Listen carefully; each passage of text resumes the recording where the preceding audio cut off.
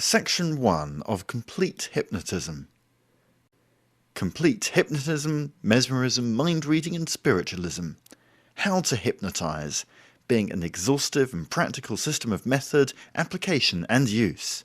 By A. Alpheus, 1903. Introduction. There is no doubt that hypnotism is a very old subject, though the name was not invented till 1850.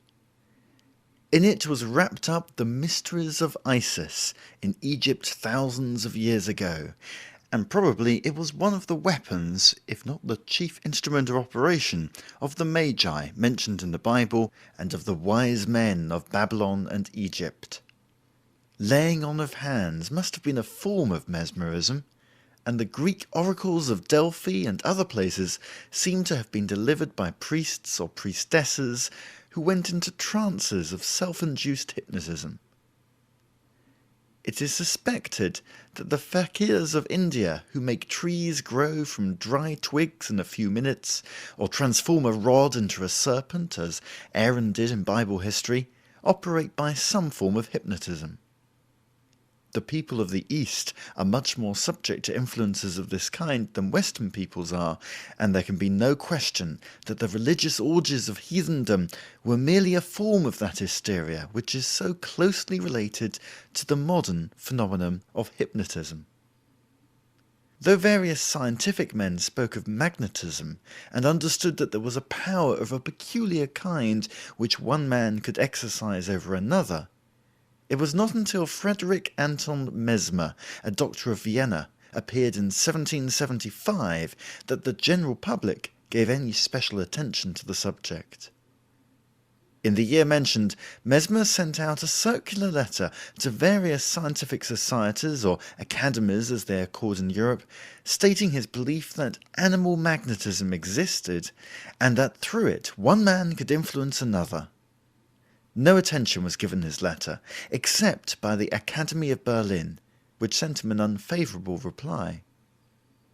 In 1778, Mesmer was obliged for some unknown reason to leave Vienna, and went to Paris, where he was fortunate in converting to his ideas Deslan, the Comte de Troyes' physician, and one of the medical professors at the Faculty of Medicine.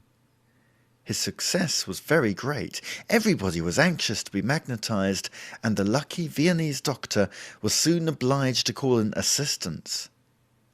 Deleuze, the librarian at the Jardin des Plantes, who has been called the Hippocrates of magnetism, has left the following account of Mesmer's experiments. In the middle of a large room stood an oak tub, 4 or 5 feet in diameter and 1 foot deep. It was closed by a lid made in 2 pieces, and encased in another tub or bucket. At the bottom of the tub, a number of bottles were laid in convergent rows, so that the neck of each bottle turned towards the centre. Other bottles, filled with magnetized water tightly corked up, were laid in divergent rows, with their necks turned outwards. Several rows were thus piled up, and the apparatus was then pronounced to be at high pressure.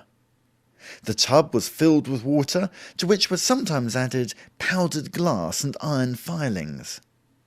There were also some dry tubs, that is, prepared in the same manner, but without any additional water. The lid was perforated to admit of the passage of movable bent rods, which could be applied to the different parts of the patient's body. A long rope was also fastened to a ring in the lid, and this the patients placed loosely around their limbs. No disease offensive to the sight was treated, such as sores or deformities. A large number of patients were commonly treated at one time. They drew near to each other, touching hands, arms, knees, or feet.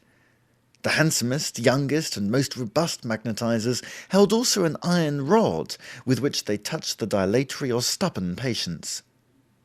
The rods and ropes had all undergone a preparation, and in a very short space of time the patients felt the magnetic influence. The women, being the most easily affected, were almost at once seized with fits of yawning and stretching. Their eyes closed, their legs gave way, and they seemed to suffocate. In vain did musical glasses and harmonicas resound, the piano and voices re-echo. These supposed aids only seemed to increase the patient's convulsive movements. Sardonic laughter, piteous moans, and torrents of tears burst forth on all sides. The bodies were thrown back in spasmodic jerks, the respiration sounded like death rattles, the most terrifying symptoms were exhibited. Then suddenly the actors of this strange scene would frantically or rapturously rush towards each other, either rejoicing and embracing, or thrusting away their neighbours with every appearance of horror. Another room was padded, and presented another spectacle. There women beat their heads against wadded walls, or rolled on the cushion-covered floor in fits of suffocation. In the midst of this panting, quivering throng, Mesmer, dressed in a lilac coat, moved about, extending a magic wand toward the least suffering, halting in front of the most violently excited, and gazing steadily into their eyes, while he held both their hands in his, bringing the middle fingers in immediate contact to establish communication. At another moment he would, by a motion of open hands and extended fingers, operate with a great current, crossing and uncrossing his arms with wonderful rapidity to make the final passes. Hysterical women and nervous young boys, many of them from the highest ranks of society, flocked around this wonderful wizard, and incidentally he made a great deal of money. There is little doubt that he started out as a genuine and sincere student of the scientific character of the new power he has indeed discovered. There is also no doubt that he ultimately became little more than a charlatan. There was, of course, no virtue in his prepared rods, nor in his magnetic tubs. At the same time, the belief of the people that there was virtue in them was one of the chief means by which he was able to induce hypnotism, as we shall see later. Faith, imagination, and willingness to be hypnotized on the part of the subject are all indispensable to entire success in the practice of this strange art. In 1779, Mesmer published a pamphlet entitled Mémoires sur la découverte du magnétisme animal, of which Dr. Koch gives the following summary. His chief claim was that he had discovered a principle which would cure every disease. He sets forth his conclusions in 27 propositions, of which the substance is as follows. There is a reciprocal action and reaction between the planets, the earth, and animate nature by means of a constant universal fluid, subject to mechanical laws yet unknown. The animal body is directly affected by the insinuation of this agent into the substance of the nerves. It causes in human bodies properties analogous to those of the magnet, for which reason it is called animal magnetism. This magnetism may be communicated to other bodies, may be increased and reflected by mirrors, communicated, propagated, and accumulated by sound. It may be accumulated, concentrated, and transported. The same rules apply to the opposite virtue. The magnet is susceptible of magnetism and the opposite virtue. The magnet and artificial electricity have, with respect to disease, properties common to a host of other agents presented to us by nature, and if the use of these has been attended by useful results, they are due to animal magnetism. By the aid of magnetism, then, the physician, enlightened as to the use of medicine, may render its action more perfect, and can provoke and direct salutary crises so as to have them completely under his control. The Faculty of Medicine investigated Mesmer's claims, but reported unfavourably, and threatened Deslon with expulsion from the society unless he gave Mesmer up. Nevertheless, the government favoured the discoverer, and when the medical fraternity attacked him with such vigour that he felt obliged to leave Paris, it offered him a pension of 20,000 francs if he would remain. He went away, but later came back at the request of his pupils. In 1784, the government appointed 2 commissions to investigate the claims that had been made. On one of these commissions was Benjamin Franklin, then American ambassador to France, as well as the great French scientist Lavoisier. The other was drawn from the Royal Academy of Medicine and included Laurent de Jussieu, the only man who declared in favour of Mesmer.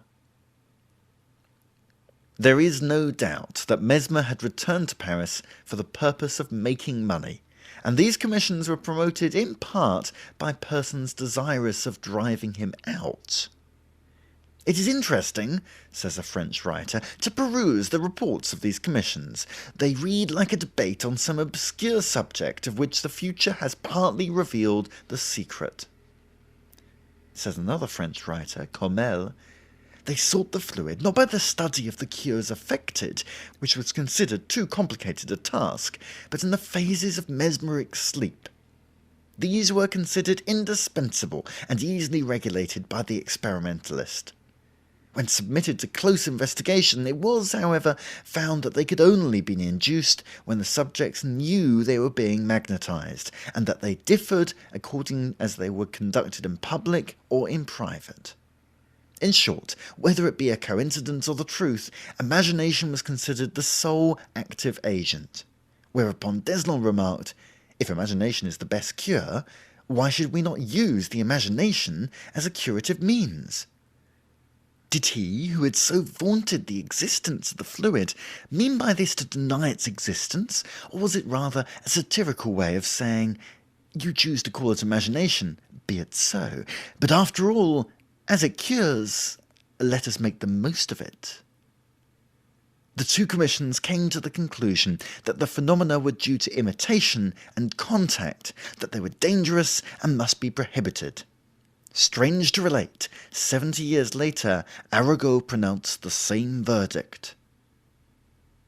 Laurent Jussieu was the only one who believed in anything more than this. He saw a new and important truth, which he set forth in a personal report upon withdrawing from the commission, which showed itself so hostile to Mesmer and his pretensions. Time and scientific progress have largely overthrown Mesmer's theories of the fluid. Yet Mesmer had made a discovery that was in the course of 100 years to develop into an important scientific study. Says Vincent, it seems ever the habit of the shallow scientist to plume himself on the more accurate theories which have been provided by the progress of knowledge and of science, and then, having been fed with a limited historical pabulum, to turn and talk lightly, and with an air of the most superior condescension, of the weakness and follies of those but for whose patient labours our modern theories would probably be non-existent. If it had not been for Mesmer and his animal magnetism, we would never have had hypnotism and all our learned societies for the study of it. Mesmer, though his pretensions were discredited, was quickly followed by Puységur, who drew all the world to Besançon, near Soissons, France. Dr. Cloquet related that he saw there patients no longer the victims of hysterical fits, but enjoying a calm, peaceful, restorative slumber. It may be said from this moment, really efficacious and useful magnetism became known. Everyone rushed once more to be magnetized, and Puységur had so many patients that to care for them all he was obliged to magnetize a tree, as he said, which was touched by hundreds who came to be cured, and was long known as Puységur's tree. As a result of Puységur's success, a number of societies were formed in France for the study of the new phenomena. In the meantime, the subject had attracted considerable interest in Germany, and in 1812 Wolfart was sent to Mesmer at Frauenfeld by the Prussian government to investigate mesmerism. He became an enthusiast and introduced its practice into the hospital at Berlin. In 1814, Deleuze published a book on the subject, and Abba Faria, who had come from India, demonstrated that there was no fluid, but that the phenomena were subjective or within the mind of the patient. He first introduced what is now called the method of suggestion in producing magnetism or hypnotism. In 1815, Mesmer died. Experimentation continued, and in the 20s, Froissac persuaded the Academy of Medicine to appoint a commission to investigate the subject. After 5 years, they presented a report. This report gave a good statement of the practical operation of magnetism, mentioning the phenomena of somnambulism, anesthesia, loss of memory, and the various other symptoms of the hypnotic state as we know it. It was thought that magnetism had a right to be considered as a therapeutic agent, and that it might be used by physicians, though others should not be allowed to practice it. In 1837, another commission made a decidedly unfavourable report. Soon after this, Burdin, a member of the Academy, offered a prize of 3,000 francs to anyone who would read the number of a banknote or the like with his eyes bandaged under certain fixed conditions. But it was never awarded, though many claimed it, and there has been considerable evidence that persons in the hypnotic state have sometimes remarkable clairvoyant powers. Soon after this, magnetism fell into very low repute throughout France and Germany, and scientific men became loath to have their names connected with the study of it in any way. The study had not yet been seriously taken up in England, and two physicians who gave some attention to it suffered decidedly in professional reputation. It is to an English physician, however, that we owe the scientific character of modern hypnotism. Indeed, he invented the name of hypnotism, formed from the Greek word meaning sleep and designating artificially produced sleep. His name is James Braid, and so important were the results of his study that hypnotism has sometimes been called Braidism. Dr. Cormel gives the following interesting summary of Braid's experiences. November 1841, he witnessed a public experiment made by Monsieur Lafontaine, a Swiss magnetizer. He thought the whole thing a comedy. A week after, he attended a second exhibition, saw that the patient could not open his eyes, and concluded that this was ascribable to some physical cause. The fixity of gaze must, according to him, exhaust the nerve centres of the eyes and their surroundings. He made a friend look steadily at the neck of a bottle, and his own wife look at an ornamentation on the top of a china sugar bowl. Sleep was the consequence. Here hypnotism had its origin, and the fact was established that sleep could be induced by physical agents. This, it must be remembered, is the essential difference between these two classes of phenomena, magnetism and hypnotism. For magnetism supposes a direct action of the magnetizer on the magnetized subject, an action which does not exist in hypnotism. It may be stated that most English and American operators fail to see any distinction between magnetism and hypnotism, and suppose that the effect of passes, etc., as used by Mesmer, is in its way as much physical as the method of producing hypnotism by concentrating the gaze of the subject on a bright object or the like. Braid had discovered a new science, as far as the theoretical view of it was concerned, for he showed that hypnotism is largely, if not purely, mechanical and physical. He noted that during one phase of hypnotism, known as catalepsy, the arms, limbs, etc. might be placed in any position and would remain there.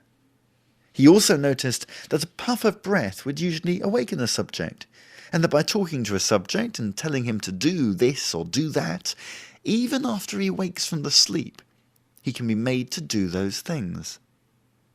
Braid thought he might affect a certain part of the brain during hypnotic sleep, and if he could find the seat of the thieving disposition or the like, he could cure the patient of desire to commit crime, simply by suggestion or command. Braid's conclusions were, in brief, that there was no fluid or other exterior agent, but that hypnotism was due to a physiological condition of the nerves. It was his belief that hypnotic sleep was brought about by fatigue of the eyelids, or by other influences wholly within the subject. In this he was supported by Carpenter, the great physiologist, but neither Braid nor Carpenter could get the medical organizations to give the matter any attention, even to investigate it. In 1848, an American named Grimes succeeded in obtaining all the phenomena of hypnotism and created a school of writers who made use of the word electrobiology. In 1850, Braid's ideas were introduced into France, and Dr. Azam of Bordeaux published an account of them in the Archives de Médecine. From this time on, the subject was widely studied by scientific men in France and Germany, and it was more slowly taken up in England. It may be stated here that the French and other Latin races are much more easily hypnotized than the northern races, Americans perhaps being least subject to the hypnotic influence, and next to them the English. On the other hand, the Orientals are influenced to a degree we can hardly comprehend. End of Section 1. Section 2 of Complete Hypnotism, Mesmerism, Mind Reading, and Spiritualism. Complete Hypnotism, Mesmerism, Mind Reading, and Spiritualism by A. Alpheus. Section 2. What is hypnotism? We have seen that so far the history of hypnotism has given us two manifestations or methods. That of passes and playing upon the imagination in various ways used by Mesmer, and that of physical means, such as looking at a bright object used by Braid. Both of these methods are still in use today, and though hundreds of scientific men, including physicians, have studied the subject for years, no essentially new principles have been discovered. Though the details of hypnotic operation have been thoroughly classified, and many minor elements of interest have been developed. All these make a body of evidence which will assist us in answering the question, what is hypnotism? Modern scientific study has pretty conclusively established the following facts. 1. Idiots, babies under 3 years old, and hopelessly insane people cannot be hypnotized. 2. No one can be hypnotized unless the operator can make him concentrate his attention for a reasonable length of time. Concentration of attention, whatever the method of producing hypnotism, is absolutely necessary. 3. The persons not easily hypnotized are those said to be neurotic, or those affected with hysteria. By hysteria is not meant nervous excitability, necessarily. Some very phlegmatic persons may be affected with hysteria. In medical science, hysteria is an irregular action of the nervous system. It will sometimes show itself by severe pains in the arm, when in reality there is nothing whatever to cause pain. Or it will raise a swelling in the head quite without cause. It is a tendency to nervous disease, which in severe cases may lead to insanity. The word neurotic is a general term covering affection of the nervous system. It includes hysteria and much else beside. On all these points, practically every student of hypnotism is agreed. On the question as to whether anyone can produce hypnotism by pursuing the right methods, there is some disagreement, but not much. Dr. Ernest Hart, in an article in the British Medical Journal, makes the following very definite statement, representing the side of the case that maintains that anyone can produce hypnotism. Says he, quote, "It is a common delusion that the mesmerist or hypnotizer counts for anything in the experiment. The operator, whether priest, physician, charlatan, self-deluded enthusiast, or conscience imposer, is not the source of any occult influence, does not possess any mysterious power, and plays only a very secondary and insignificant part in the chain of phenomena observed. There exist at the present time many individuals who claim for themselves, and some who make a living by so doing, a peculiar property or power as potent mesmerizers, hypnotizers, magnetizers, or electrobiologists.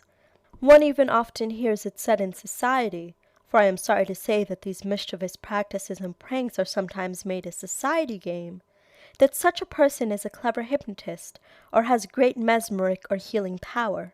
I hope to be able to prove what I firmly hold, both from my personal experience and experiment, as I have already related in the 19th century, that there is no such thing as a potent mesmeric influence, no such power resonant in any one person more than another, that a glass of water, a tree, a stick, a penny-post letter, or a limelight can mesmerize as effectively as can any individual. A clever hypnotizer means only a person who is acquainted with the physical or mental tricks by which the hypnotic condition is produced, or sometimes an unconscious opposer who is unaware of the very trifling part for which he is cast in the play, and who supposes himself really to possess a mysterious power which in fact he does not possess at all, or which, to speak more accurately, is equally possessed by every stock or stone." End quote. Against this we may place the statement of Dr. Fauveau de Cormel, who speaks authoritatively for the whole modern French school. He says, quote, "Every magnetizer is aware that certain individuals never can induce sleep, even in the most easily hypnotizable subjects. They admit that the sympathetic fluid is necessary, and that each person may eventually find his or her hypnotizer, even when numerous attempts at inducing sleep have failed. However this may be, the impossibility some individuals find in inducing sleep in trained subjects prove at least the existence of a negative force." End quote. If you would ask the present writer's opinion, gathered from all the evidence before him, he would say that while he has no belief in the existence of any magnetic fluid, or anything that corresponds to it, he thinks there can be no doubt that some people will succeed as hypnotists, while some will fail, just as some fail as carpenters, while others succeed. This is true in every walk of life. It is also true that some people attract, others repel the people they meet. This is not very easily explained, but we have all had opportunity to observe it. Again, since concentration is the prerequisite for producing hypnotism, one who has not the power of concentration himself, and concentration which he can perfectly control, is not likely to be able to secure it in others. Also, since faith is a strong element, a person who has not perfect self-confidence could not expect to create confidence in others. While many successful hypnotizers can themselves be hypnotized, it is probable that most all who have power of this kind are themselves exempt from the exercise of it. It is certainly true that while a person easily hypnotized is by no means weak-minded, indeed it is probable that most geniuses would be good hypnotic subjects, still such persons have not a well-balanced constitution, and their nerves are high-strung, if not unbalanced. They would be most likely to be subject to a person who had such a strong and well-balanced nervous constitution that it would be hard to hypnotize. And it is always safe to say that the strong may control the weak, but it is not likely that the weak will control the strong. There is also another thing that must be taken into account. Science teaches that all matter is in vibration. Indeed, philosophy points to the theory that matter itself is nothing more than centers of force and vibration. The lowest vibration we know is that of sound.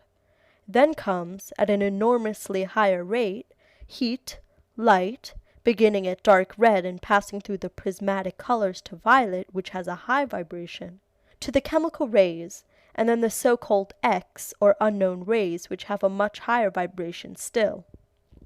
Electricity is a form of vibration, and according to the belief of many scientists, life is a species of vibration so high that we have no possible means of measuring it. As every student of science knows, air appears to be the chief medium for conveying vibration of sound. Metal is the chief medium for conveying electric vibrations. While to account for the vibrations of heat and light, we have to assume, or imagine, an invisible, imponderable ether, which fills all space and has no property of matter that we can distinguish, except that of conveying the vibrations of light in its various forms. When we pass on to human life, we have to theorize chiefly by analogy. It must not be forgotten, however, that the existence of the ether and many assumed facts in science are only theories which have come to be generally adopted because they explain phenomena of all kinds better than any other theories which have been offered. Now, in life, as in physical science, anyone who can get, or has by nature, the keynote of another nature, has a tremendous power over that other nature. The following story illustrates that this power is in the physical world. While we cannot vouch for the exact truth of the details of the story, there can be no doubt of the accuracy of the principle on which it is based. A musical genius came to the suspension bridge at Niagara Falls, and asked permission to cross, but as he had no money, his request was contemptuously refused. He stepped away from the entrance and, drawing his violin from his case, began sounding notes up and down the scale. He finally discovered, by the thrill that sent a tremor through the mighty structure, that he had found the note on which the great cable that upheld the mass was keyed. He drew his bow across the string of the violin again, and the colossal wire, as if under a spell of a magician, responded with a throb that sent a wave through its enormous length. He sounded the note again and again, and the cable that was dormant under the strain of loaded teams and monster engines, the cable that remained stolid under the pressure of human traffic and the heavy thread of commerce, thrilled and surged and shook itself as mad waves of vibration coursed over its length, and it tore at its slack until, like a foam-crested wave of the sea, it shook the towers at either end, or, like some sentient animal, it tugged at its fetters and longed to be free. The officers in charge, apprehensive of danger, hurried the poor musician across, and bade him begone and trouble them no more. The ragged genius, putting his well-worn instrument back in its case, muttered to himself, "I'd rather cross free or torn down the bridge." So the hypnotist, goes on the writer from which the above is quoted, finds the note on which the subjective side of the person is attuned, and by playing upon it, awakens into activity emotions and sensibilities that otherwise would have remained dormant, unused, and even unsuspected." No student of science will deny the truth of these statements. At the same time, it has been demonstrated again and again that persons can and do frequently hypnotize themselves. This is what Mr. Hart meant when he says that any stick or stone may produce hypnotism.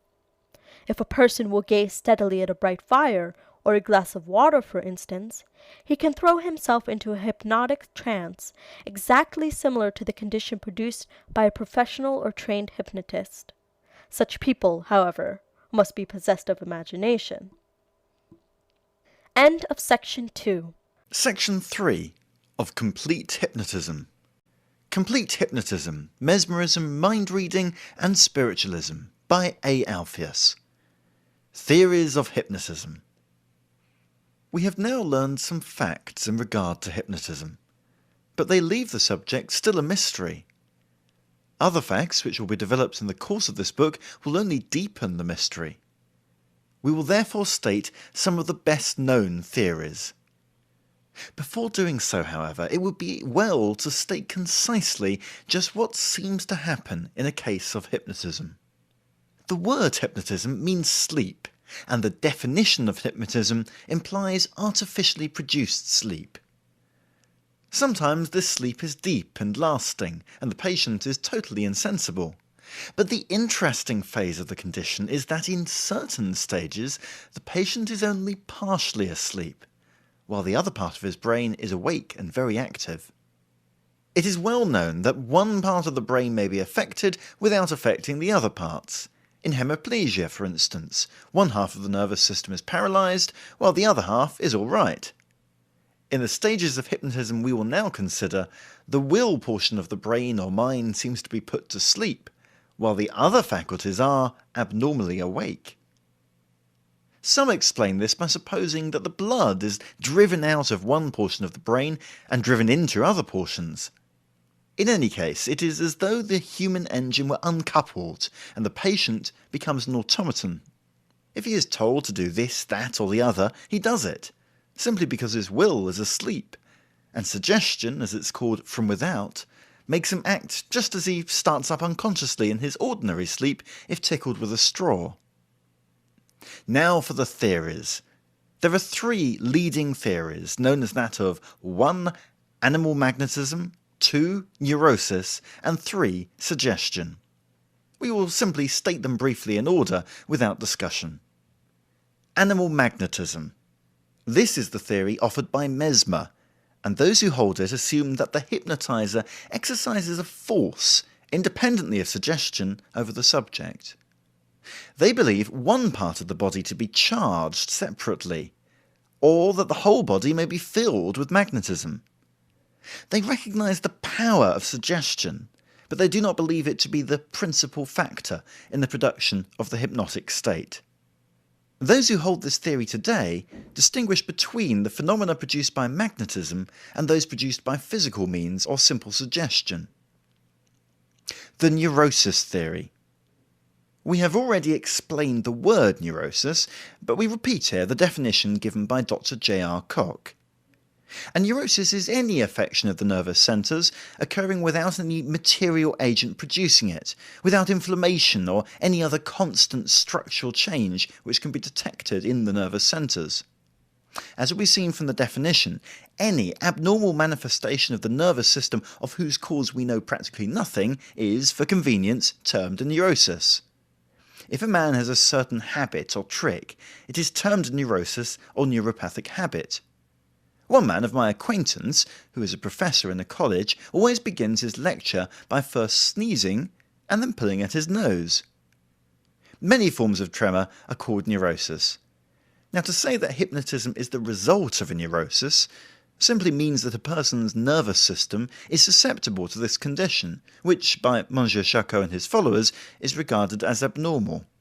In short, Monsieur Charcot places hypnotism in the same category of nervous affections in which hysteria and finally hallucination, medically considered, are to be classed. That is to say, as a nervous weakness, not to say a disease.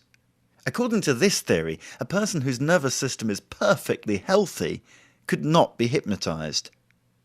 So many people can be hypnotized because nearly all the world is more or less insane, as a certain great writer has observed.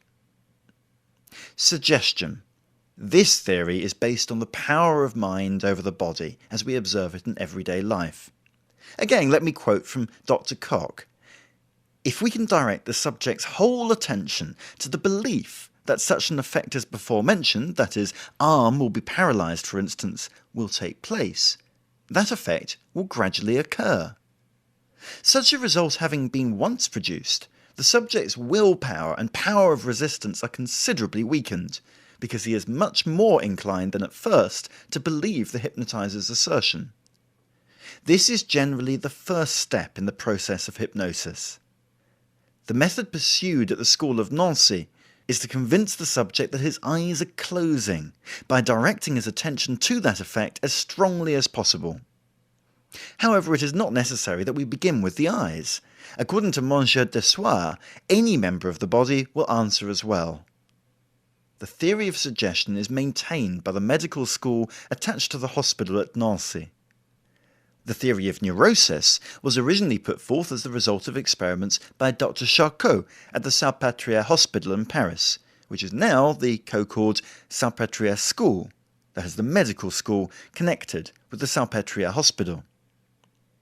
There is also another theory put forth, or rather a modification of Professor Charcot's theory, and maintained by the school of the Charity Hospital in Paris, headed by Dr. Louis, to the effect that the physical magnet and electricity may affect persons in the hypnotic state, and that certain drugs in sealed tubes placed upon the patient's neck during the condition of hypnosis will produce the same effects which those drugs would produce if taken internally, or as the nature of the drugs would seem to call for if imbibed in a more complete fashion. This school, however, has been considerably discredited, and Dr. Louis' conclusions are not received by scientific students of hypnotism. It is also stated, and the present writer has seen no effective denial, that hypnotism may be produced by pressing with the fingers upon certain points in the body, known as hypnogenic spots. It will be seen that these three theories stated above are greatly at variance with each other. The student of hypnotism will have to form a conclusion for himself as he investigates the facts. Possibly it will be found that the true theory is a combination of all three of those described above. Hypnotism is certainly a complicated phenomena, and he would be a rash man who should try to explain it in a sentence or in a paragraph. An entire book proves a very limited space for doing it. End of section 3. Section 4 of Complete Hypnotism, Mesmerism, Mind Reading, and Spiritualism. Complete Hypnotism, Mesmerism, Mind Reading, and Spiritualism by A. Alpheus. Chapter 1. How to Hypnotize. Dr. Koch's method, Dr. Flint's method, the French method at Paris, at Nancy, the Hindu silent method, how to wake a subject from hypnotic sleep, frauds of public hypnotic entertainers. First, let us quote what is said of hypnotism in Foster's Encyclopedic Medical Dictionary. The dictionary states the derivation of the word from the Greek word meaning sleep and gives as synonym, quote, braidism. This definition follows, quote, an abnormal state into which some persons may be thrown either by a voluntary act of their own, such as gazing continuously with fixed attention on some bright object held close to the eyes, or by the exercise of another person's will, characterized by suspension of the will and consequent obedient to the promptings of suggestions from without. The activity of the organs of special sense, except the eye, may be heightened, and the power of the muscles increased. Complete insensibility to pain may be induced by hypnotism, and it has been used as an anesthetic. It is apt to be followed by a severe headache of long continuance and by various nervous disturbances. On emerging from the hypnotic state, the person hypnotized usually has no remembrance of what happened during its continuance, but in many persons such remembrance may be induced by suggestion. About 1 person in 3 is susceptible to hypnotism, and those of the hysterical or neurotic tendency, but rarely the insane, are the most readily hypnotized. End quote. First, we will quote the directions for producing hypnotism given by Dr. James R. Koch, one of the most scientific experimenters in hypnotism in America. His directions are of special value since they are more applicable to American subjects than the directions given by French writers. Says Dr. Koch, quote, the hypnotic state can be produced in one of the following ways. First, command the subject to close his eyes. Tell him his mind is a blank. Command him to think of nothing. Leave him a few minutes, return and tell him he cannot open his eyes. If he fails to do so, then begin to make any suggestion which may be desired. This is the so-called mental method of hypnotization. Secondly, give the subject a coin or other bright object. Tell him to look steadfastly at it and not take his eyes away from it. Suggest that his eyelids are growing heavy, that he cannot keep them open. Now close the lids. They cannot be opened. This is the usual method employed by public exhibitors.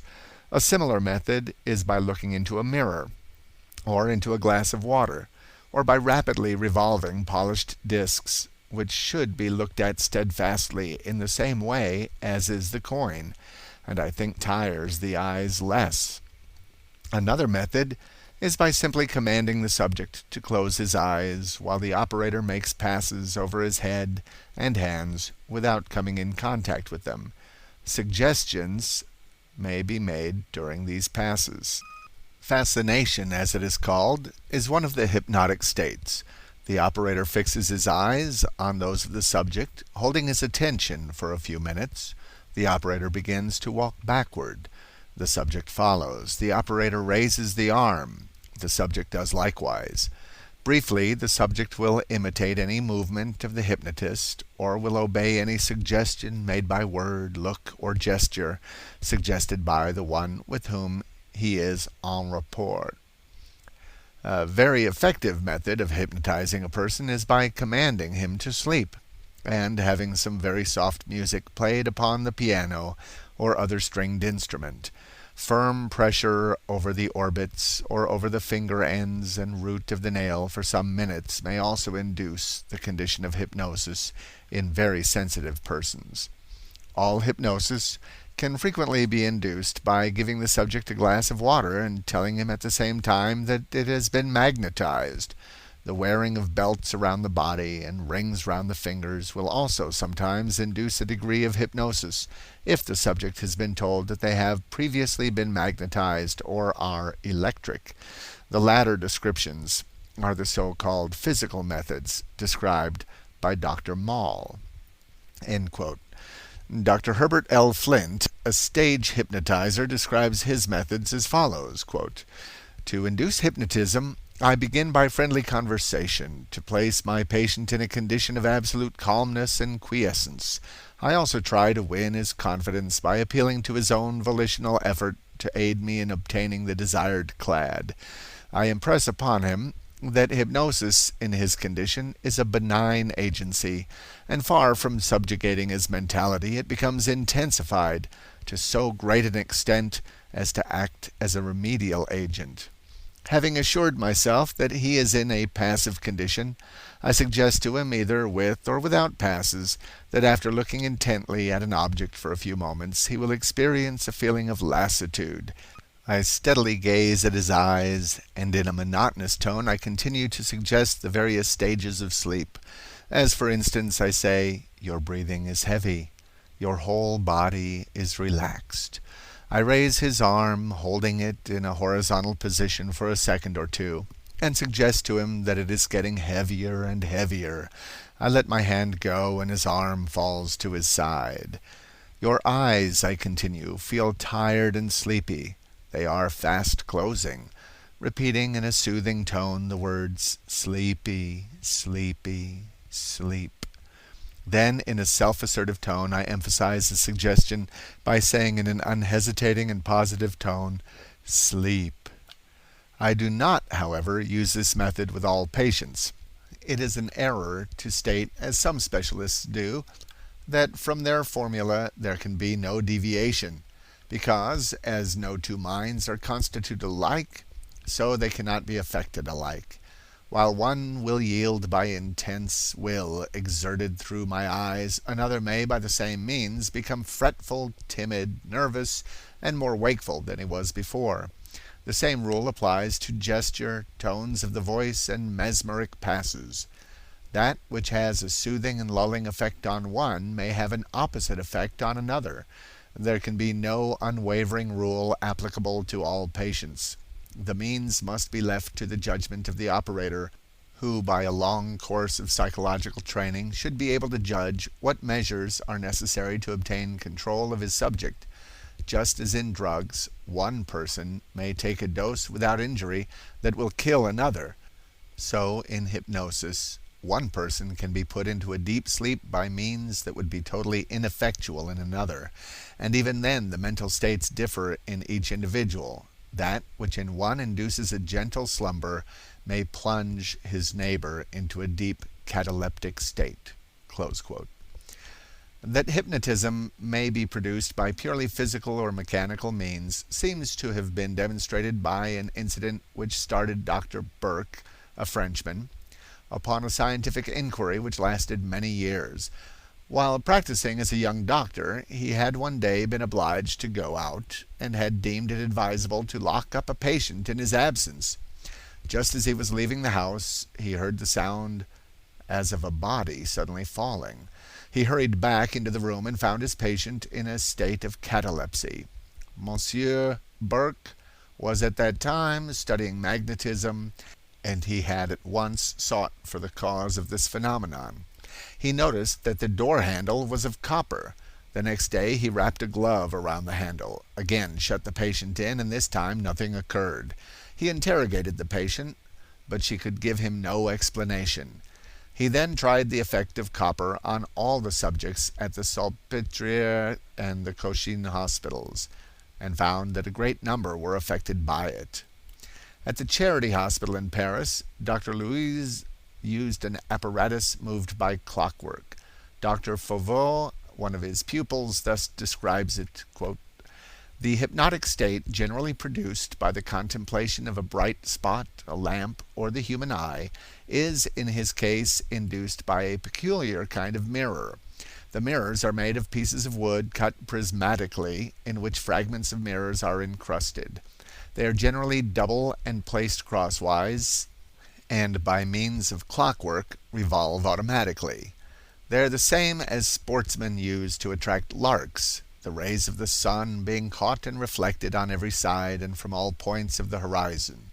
If the little mirrors in each branch are placed in parallel lines in front of a patient, and the rotation is rapid, the optic organ soon becomes fatigued, and a calming, soothing somnolence ensues. At first it is not a deep sleep. The eyelids are scarcely heavy, the drowsiness slight and restorative.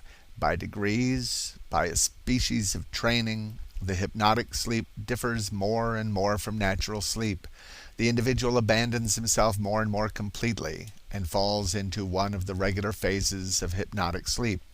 Without a word, without a suggestion or any other action, Dr. Luys has made wonderful cures. Wecker, the occultist, has by the same means entirely cured spasms of the eyelids. Professor Delboeuf gives the following account of how the famous Lebeau produced hypnotism at the hospital at Nancy. We would especially ask the reader to note what he says of Dr. Lebeau's manner and general bearing, for without doubt much of his success was due to his own personality. Says Professor Delboeuf, his modus faciendi has something ingenious and simple about it, enhanced by a tone and air of profound conviction, and his voice has such fervor and warmth that he carries away his clients with him.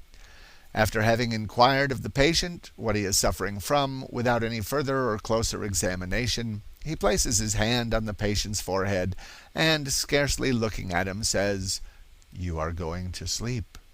Then almost immediately he closes the eyelids, telling him that he is asleep. After that he raises the patient's arm and says, "You cannot put your arm down." If he does, Dr. Lebeau appears hardly to notice it. He then turns the patient's arm around, confidently affirming that the movement cannot be stopped. And saying this, he turns his own arms rapidly around, the patient remaining all the time with his eyes shut. Then the doctor talks on without ceasing in a loud and commanding voice. The suggestions begin. "You are going to be cured. Your digestion will be good. Your sleep quiet. Your cough will stop. Your circulation will become free and regular. You are going to feel very strong and well. You will be able to walk about," etc., etc. He hardly ever varies the speech. Thus he fires away at every kind of disease at once, leaving it to the client to find out his own. No doubt he gives some special directions according to the disease the patient is suffering from, but general instructions are the chief thing. The same suggestions are repeated a great many times to the same person, and, strange to say, notwithstanding the inevitable monotony of the speeches and the uniformity of both style and voice, the master's tone is so ardent, so penetrating, so sympathetic, that I have never once listened to it without a feeling of intense admiration. The Hindus produce sleep simply by sitting on the ground and fixing their eyes steadily on the subject, swaying the body in a sort of writhing motion above the hips. By continuing this steadily and in perfect silence for 10 or 15 minutes before a large audience, dozens can be put to sleep at one time. In all cases, freedom from noise or distractive incidents is essential to success in hypnotism, for concentration must be produced. Certain French operators maintain that hypnotism may be produced by pressure on certain hypnogenic points or regions of the body. Among these are the eyeballs, the crown of the head, the back of the neck, and the upper bones of the spine between the shoulder glades. Some persons may be hypnotized by gently pressing on the skin at the base of the fingernails and at the root of the nose, also by gently scratching the neck over the great nerve center. Hypnotism is also produced by sudden noise, as if by a Chinese gong, etc. How to wake a subject from hypnotic sleep. This is comparatively easy in moot cases. Most persons will awake naturally at the end of a few minutes, or will fall into a natural sleep from which in an hour or two they will awake refreshed. Usually the operator simply says to the subject, "All right, wake up now," and claps his hands or makes some other decided noise. In some cases it is sufficient to say, "You will wake up in 5 minutes," or tell the subject to count 12, and when he gets to 10, say, "Wake up." Persons in the lethargic state are not susceptible to verbal suggestions, but may be awakened by lifting both eyelids. It is said that pressure on certain regions will wake the subject, just as pressure in certain other places will put the subject to sleep. Among these places for awakening are the ovarian regions. Some writers recommend the application of cold water to awaken subjects, but this is rarely necessary. In olden times, a burning coal was brought near. If hypnotism was produced by passes, then wakening may be brought about by passes in the opposite direction, or with the back of the hand toward the subject. The only danger is likely to be found in hysterical persons. They will, if aroused, often fall off again into a helpless state, and continue to do so for some time to come. It is dangerous to hypnotize such subjects. Care should be taken to awaken the subject very thoroughly before leaving him, else headache, nausea, and the like may follow, with other unpleasant effects. In all cases, subjects should be treated gently and with the utmost consideration, as if the subject and operator were the most intimate friends. It is better that the person who induces hypnotic sleep should awaken the subject. Others cannot do it so easily, though, as we have said, subjects usually awaken themselves after a short time. Further description of the method of producing hypnotism need not be given, but it is proper to add that in addition to the fact that not more than 1 person out of 3 can be hypnotized at all, even by an experienced operator, to effect hypnotization, except in a few cases, requires a great deal of patience, both on the part of the operator and of the subject. It may require half a dozen or more trials before any effect at all can be produced, although in some cases the effect will come within a minute or two. After a person has been once hypnotized, hypnotization is much easier. The most startling results are to be obtained only after a long process of training on the part of the subject. Public hypnotic entertainments, and even those given at the hospitals in Paris, would be quite impossible if trained subjects were not at hand, and in the case of the public hypnotizer, the proper subjects are hired and placed in the audience for the express purpose of coming forward when called for. And the success of such an entertainment could not otherwise be guaranteed. In many cases, also, this training of subjects makes them deceivers. They learn to imitate what they see, and since their living depends upon it, they must prove hypnotic subjects who can always be depended upon to do just what is wanted. We may add, however, that what they do is no more than an imitation of the real thing. There is no grotesque manifestation on the stage, even if it is a pure fake, which could not be matched by more startling facts taken from undoubted scientific experience. End of Section 4. Section 5 of Complete Hypnotism. Complete Hypnotism, Mesmerism, Mind Reading, and Spiritualism by A. Alpheus. Chapter 2, Amusing Experiments. Hypnotizing on the stage, You Can't Pull Your Hands Apart, Post-Hypnotic Suggestion, The Newsboy, The Hunter, and The Young Man with the Rag Doll. A Whip Becomes Hot Iron, Courting a Broomstick, The Sideshow. Let us now describe some of the manifestations of hypnotism, to see just how it operates and how it exhibits itself. The following is a description of a public performance given by Dr. Herbert L. Flint, a very successful public operator. It is in the language of an eyewitness, a New York lawyer. In response to a call for volunteers, 20 young and middle-aged men came upon the stage. They evidently belonged to the great middle class. The entertainment commenced by Dr. Flint passing around the group, who were seated on the stage in a semicircle facing the audience, and stroking each one's head and forehead, repeating the phrases, "Close your eyes, think of nothing but sleep. You are very tired.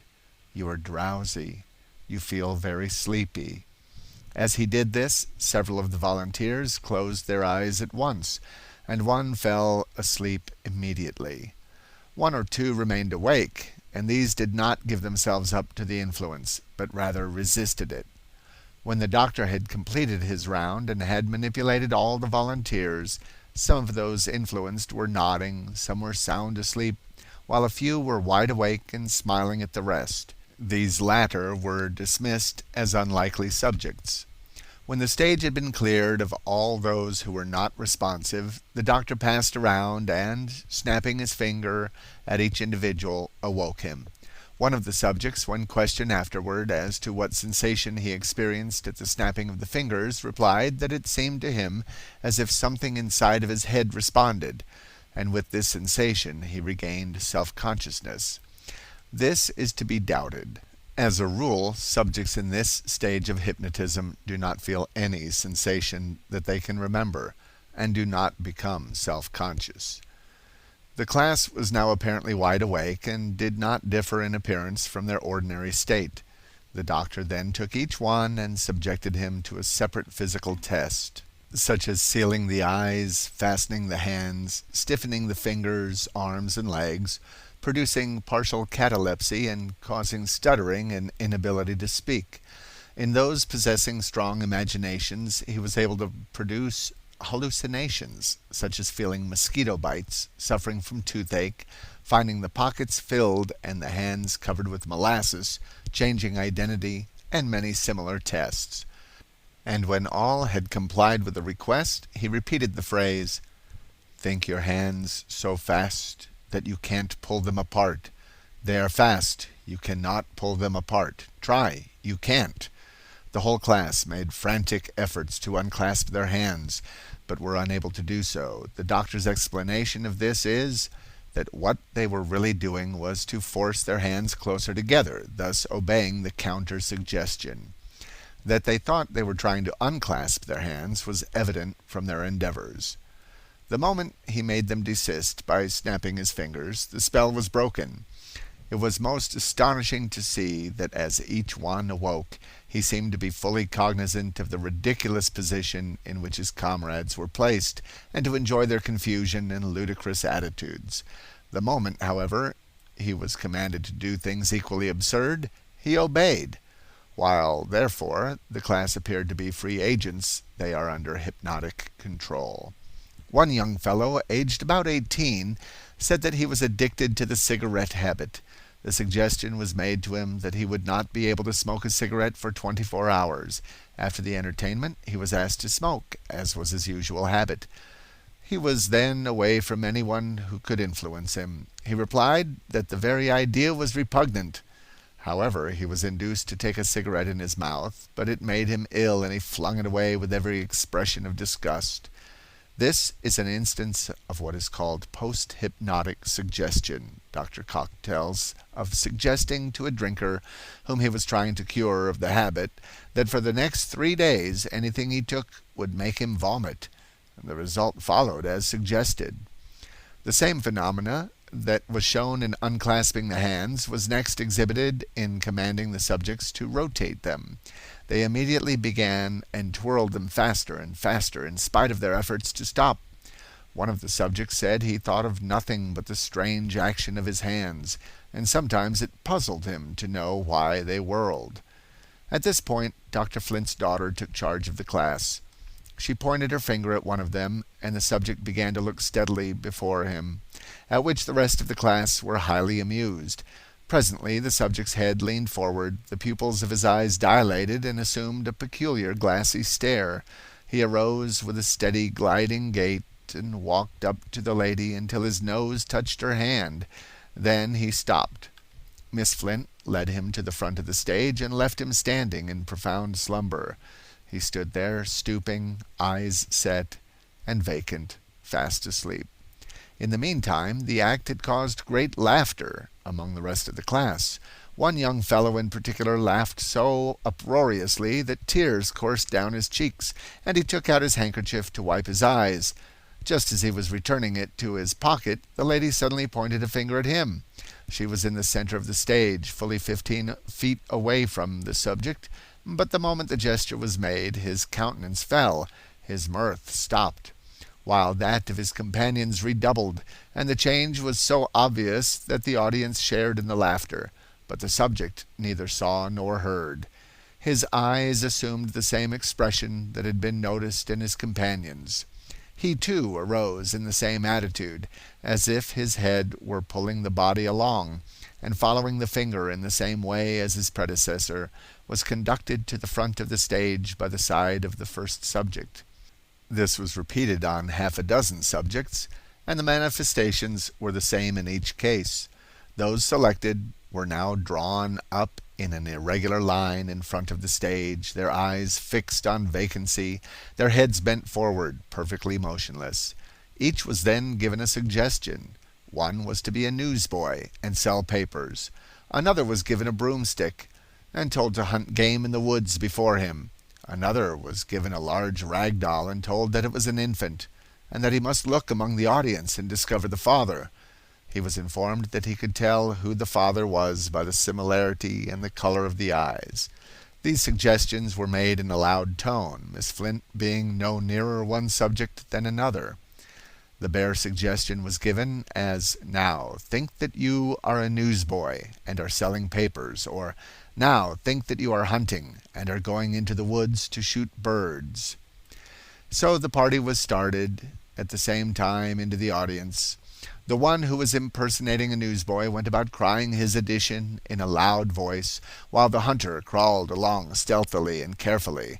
The newsboy even adopted the well-worn device of asking those whom he solicited to buy to help him get rid of his stock.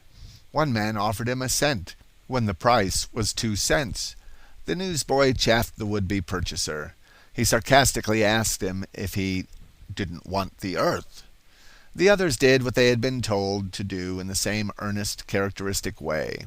After this performance, the class was again seated in a semicircle, and Miss Flint selected one of them, and, taking him into the center of the stage, showed him a small riding whip. He looked at it indifferently enough. He was told it was a hot bar of iron, but he shook his head, still incredulous. The suggestion was repeated, and as the glazed look came into his eyes, the incredulous look died out. Every member of the class was following the suggestion made to the subject in hand. All of them had the same expression in their eyes. The doctor said that his daughter was hypnotizing the whole class through this one individual. As she spoke, she lightly touched the subject with the end of the whip. The moment the subject felt the whip, he jumped and shrieked as if it really were a hot iron. She touched each one of the class in succession, and every one manifested the utmost pain and fear. One subject sat down on the floor and cried in dire distress. Others, when touched, would tear off their clothing or roll up their sleeves. One young man was examined by a physician present just after the whip had been laid across his shoulders, and a long red mark was found, just such a one as would have been made by a real hot iron. The doctor said that, had the suggestion been continued, it would undoubtedly have raised a blister. One of the amusing experiments tried at a later time was that of a tall young man, diffident, pale and modest, being given a broom carefully wrapped in a sheet and told that it was his sweetheart. He accepted the situation and sat down by the broom. He was a little sheepish at first, but eventually he grew bolder and smiled upon her such a smile as Malvolio casts upon Olivia. The manner in which, little by little, he ventured upon a familiar footing was exceedingly funny, but when, in a moment of confident response to his wooing, he clasped her round the waist and imprinted a chaste kiss upon the brushy part of the broom, disguised by the sheet, the house resounded with roars of laughter. The subject, however, was deaf to all of the noise. He was absorbed in his courtship, and he continued to hug the broom and exhibit in his features that idiotic smile that one sees only upon the faces of lovers and bridegrooms. All the world loves a lover, as the saying is, and all the world loves to laugh at him. One of the subjects was told that the head of a man in the audience was on fire. He looked for a moment and then dashed down the platform into the audience and, seizing the man's head, vigorously rubbed it. As this did not extinguish the flames, he took off his coat and put the fire out. In doing this, he set his coat on fire, when he trampled it underfoot. Then he calmly resumed his garment and walked back to the stage. The sideshow closed the evening's entertainment. A young man was told to think of himself as managing a sideshow at a circus. When his mind had absorbed this idea, he was ordered to open his exhibition. He at once mounted a table and, in the voice of the traditional sideshow fakir, began to dilate upon the fat woman and the snakes, upon the wild man from Borneo, upon the learned pig, and all the other accessories of sideshows. He went over the usual characteristic patter, getting more and more in earnest, assuring his hearers that for the small sum of 10 cents they could see more wonders than ever before had been crowded under one canvas tent. He harangued the crowd as they surged about the tent door. He pointed to a supposititious canvas picture. He chaffed the boys. He flattered the vanity of the young fellows with their girls, telling them that they could not afford, for the small sum of 10 cents, to miss this great show. He made change for his patrons. He indulged in side remarks such as, "This is hot work." He rolled up his sleeves and took off his collar and necktie, all of the time expatiating upon the merits of the freaks inside of his tent. End of Section 5. Section 6 of Complete Hypnotism. Complete Hypnotism, Mesmerism, Mind Reading, and Spiritualism by A. Alpheus. Chapter 3, The Stages of Hypnotism. Lethargy, catalepsy, the somnambulistic state, fascination. We have just given some of the amusing experiments that may be performed with subjects in one of the minor stages of hypnotism.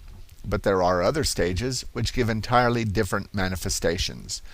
For a scientific classification of these, we are indebted to Professor Charcot of the Salpêtrière Hospital in Paris, to whom, next to Mesmer and Braid, we are indebted for the present science of hypnotism. He recognized 3 distinct stages: lethargy, catalepsy, and somnambulism. There is also a condition of extreme lethargy, a sort of trance state that lasts for days and even weeks, and indeed has been known to last for years. There is also a lighter phase than somnambulism that is called fascination. Some doctors, however, place it between catalepsy and somnambulism. Each of these stages is marked by quite distinct phenomena. We give them as described by a pupil of Dr. Charcot. Lethargy. This is a state of absolute inert sleep. If the method of Braid is used, and a bright object is held quite near the eyes, and the eyes are fixed upon it, the subject squints, the eyes become moist and bright, the look fixed, and the pupils dilated. This is the cataleptic stage. If the object is left before the eyes, lethargy is produced. There are also many other ways of producing lethargy, as we have seen in the chapter How to Hypnotize. One of the marked characteristics of this stage of hypnotism is the tendency of the muscles to contract under the influence of the slightest touch, friction, pressure, or massage, or even that of a magnet placed at a distance. The contraction disappears only by the repetition of that identical means that called it into action. Dr. Courmelles gives the following illustration. Quote, "If the forearm is rubbed a little above the palm of the hand, this latter yields the bends at an acute angle. The subject may be suspended by the hand, and the body will be held up without relaxation, that is, without returning to the normal condition. To return to the normal state, it suffices to rub the antagonistic muscles, or, in ordinary terms, the part diametrically opposed to that which produced the phenomenon, in this case, the forearm a little above the hands. It is the same for any other part of the body." End quote. The subject appears to be in a deep sleep. The eyes are either closed or half closed, and the face is without expression. The body appears to be in a state of complete collapse. The head is thrown back, and the arms and legs hang loose, dropping heavily down. In this stage, insensibility is so complete that needles can be run into any part of the body without producing pain, and surgical operations may be performed without the slightest unpleasant effect. This stage lasts usually but a short time, and the patient, under ordinary conditions, will pass upward into the stage of catalepsy. in which he opens his eyes. If the hypnotism is spontaneous, that is, if it is due to a condition of the nervous organism which has produced it without any outside aid, we have the condition of prolonged trance, of which many cases have been reported. Until the discovery of hypnotism, these strange trances were little understood, and people were even buried alive in them. A few instances reported by medical men will be interesting. There is one reported in 1889 by a noted French physician. Said he, quote, "There is at this moment in the hospital at Mulhouse a most interesting case. A young girl, 22 years of age, has been asleep here for the last 12 days. Her complexion is fresh and rosy, her breathing quite normal, and her features unaltered. No organ seems attacked. All the vital functions are performed as in the waking state. She is fed with milk, broth, and wine, which is given her in a spoon. Her mouth even sometimes opens of itself at the contact of the spoon, and she swallows without the slightest difficulty. At other times the gullet remains inert. The whole body is insensible. The forehead alone presents, under the action of touch or of pricks, some reflex phenomena. However, by a peculiarity which is extremely interesting, she seems, by the intense horror she shows for ether, to retain a certain amount of consciousness and sensibility. If a drop of ether is put into her mouth, her face contracts and assumes an expression of disgust. At the same moment, her arms and legs are violently agitated, with some kind of impatient motion that a child displays when made to swallow some hated dose of medicine. In the intellectual relations, the brain is not absolutely obscure, for on her mother's coming to see her, the subject's face became highly colored, and tears appeared on the tips of her eyelashes, without, however, in any other way disturbing her lethargy. Nothing has yet been able to rouse her from this torpor, which will, no doubt, naturally disappear at a given moment. She will then return to conscious life as she quitted it. It is probable that she will not retain any recollection of her present condition, that all notion of time will fail her, and that she will fancy it is only the day following her usual nightly slumber, a slumber which, in this case, has been transformed into a lethargic sleep without any rigidity of limbs or convulsions. Physically, the sleeper is of a middle size, slender, strong, and pretty, without distinctive characteristic. Mentally, she is lively, industrious, sometimes whimsical, and subject to slight nervous attacks." End quote. There is a pretty well authenticated report of a young girl who, on May 30, 1883, after an intense fright, fell into a lethargic condition which lasted for 4 years. Her parents were poor and ignorant, but as the fame of the case spread abroad, some physicians went to investigate it in March 1887. Her sleep had never been interrupted. On raising the eyelids, the doctors found the eyes turned convulsively upward, but blowing upon them produced no reflex movement of the lids. Her jaws were closed tightly, and the attempt to open her mouth had broken off some of the teeth level with the gums. The muscles contracted at the least breath or touch, and the arms remained in position when uplifted. The contraction of the muscles is a sign of the lethargic state, but the arm remaining in position indicates the cataleptic state. The girl was kept alive by liquid nourishment poured into her mouth. There are on record a large number of cases of persons who have slept for several months. Catalepsy. The next higher stage of hypnotism is that of catalepsy. Patients may be thrown into it directly, or patients in the lethargic state may be brought into it by lifting the eyelids. It seems that the light penetrating the eyes and affecting the brain awakens new powers, for the cataleptic state has phenomena quite peculiar to itself. Nearly all the means for producing hypnotism will, if carried to just the right degree, produce catalepsy. For instance, besides the fixing of the eye on a bright object, catalepsy may be produced by a sudden sound, as of a Chinese gong, or tom-tom, or a whistle, the vibration of a tuning fork, or thunder. If a solar spectrum is suddenly brought into a dark room, it may produce catalepsy, which is also produced by looking at the sun, or a limelight, or an electric light. In this state, the patient has become perfectly rigidly fixed in the position in which he happens to be when the effect is produced, whether sitting, standing, kneeling, or the like, and this face has an expression of fear. The arms or legs may be raised, but if left to themselves will not drop, as in lethargy. The eyes are wide open, but the look is fixed and impassive. The fixed position lasts only a few minutes. However, when the subject returns to a position of relaxation or drops back into the lethargic state. If the muscles, nerves, or tendons are rubbed or pressed, paralysis may be produced, which, however, is quickly removed by the use of electricity when the patient awakes.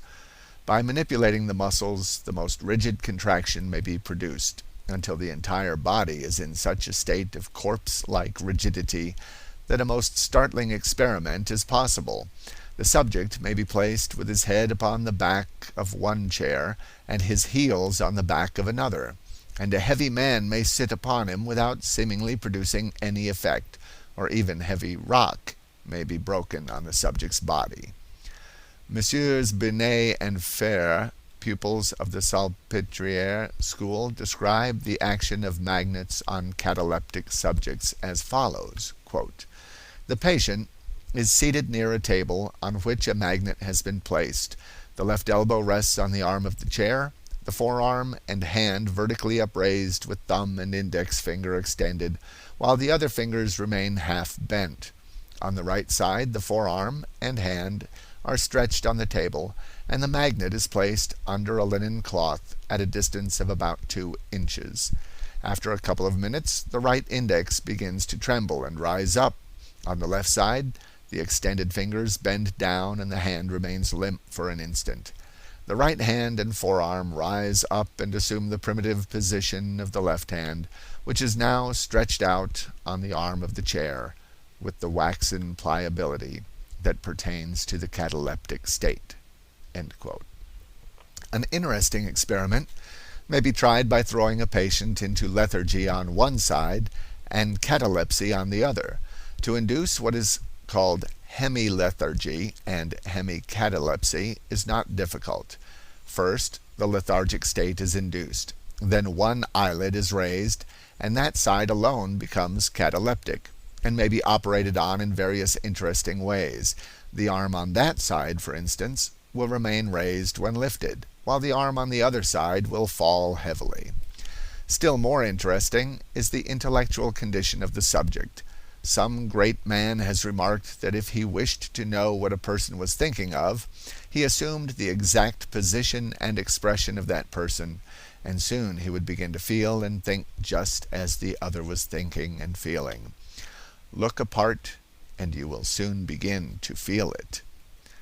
In the cataleptic subject, there is a close relation between the attitude the subject assumes and the intellectual manifestation. In the somnambulistic stage, patients are manipulated by speaking to them. In the cataleptic stage, they are equally under the will of the operator, but now he controls them by gesture. Says Dr. Cormel, from his own observation, the emotions in this stage are made at command, in the true acceptation of the word, for they are produced not by orders verbally expressed, but by expressive movements. If the hands are opened and drawn close to the mouth, as when a kiss is wafted, the mouth smiles. If the arms are extended and half bent at the elbows, the countenance assumes an expression of astonishment. The slightest variation of movement is reflected in the emotions. If the fists are closed, the brow contracts and the face expresses anger.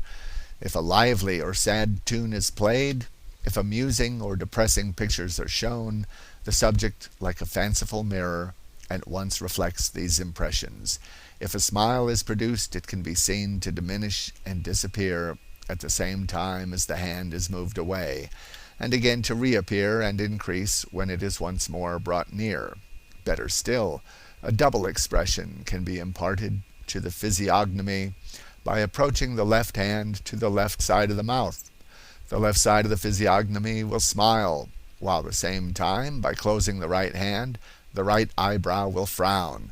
The subject can be made to send kisses, or to turn his hands round each other indefinitely. If the hand is brought near the nose, it will blow. If the arms are stretched out, they will remain extended, while the head will be bowed with a marked expression of pain. Heidenhain was able to take possession of the subject's gaze and control him by sight through producing mimicry. He looks fixedly at the patient till the patient is unable to take his eyes away. Then the patient will copy every movement he makes. If he rises and goes backward, the patient will follow, and with his right hand he will imitate the movements of the operator's left, as if he were a mirror. The attitudes of prayer, melancholy, pain, disdain, anger, or fear may be produced in this manner. The experiments of Donato, a stage hypnotizer, are thus described. Quote, after throwing the subjects into catalepsy, he causes soft music to be played, which produces a rapturous expression. If the sound is heightened or increased, the subjects seem to receive a shock and a feeling of disappointment. The artistic sense developed by hypnotism is disturbed. The faces express astonishment, stupefaction, and pain. If the same soft melody be again resumed, the same expression of rapturous bliss reappears in the countenance. The faces become seraphic and celestial when the subjects are by nature handsome, and when the subjects are ordinary looking, even ugly, they are idealized as by a special kind of beauty." Close quote. The strange part of all this is that on awaking, the patient has no recollection of what has taken place, and careful tests have shown that what appear to be violent emotions, such as in an ordinary state would produce a quickened pulse and heavy breathing, create no disturbance whatever in the cataleptic subject. Only the outer mask is in motion.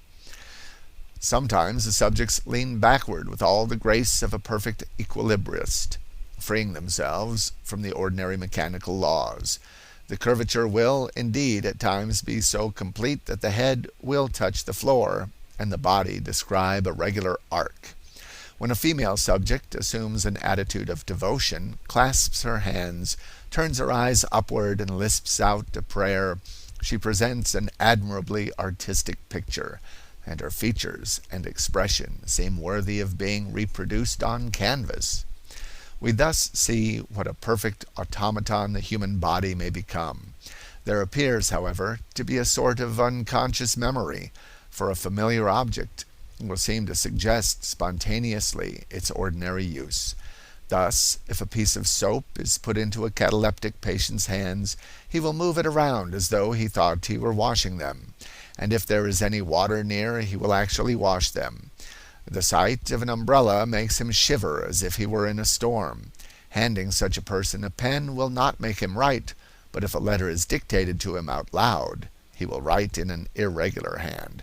The subject may also be made to sing, scream, or speak in different languages with which he is entirely unfamiliar. This is, however, a verging toward the somnambulistic stage, for in deep catalepsy the patient does not speak or hear. The state is produced by placing the hands on the head, the forehead, or nape of the neck. The somnambulistic stage. This is the stage or phase of hypnotism nearest the waking, and is the only one that can be produced in some subjects. Patients in the cataleptic state can be brought into the somnambulistic by rubbing the top of the head. To all appearances, the patient is fully awake, his eyes are open, and he answers when spoken to, but his voice does not have the same sound as when awake. Yet in this state, the patient is susceptible of all the hallucinations of insanity which may be induced at the verbal command of the operator. One of the most curious features of this stage of hypnotism is the effect on the memory. Says M. Richet, quote, "I send V to sleep. I recite some verses to her, and then I awake her. She remembers nothing. I again send her to sleep, and she remembers perfectly the verses I recited. I awake her, and she has again forgotten everything." It appears, however, that if commanded to remember on awaking, a patient may remember.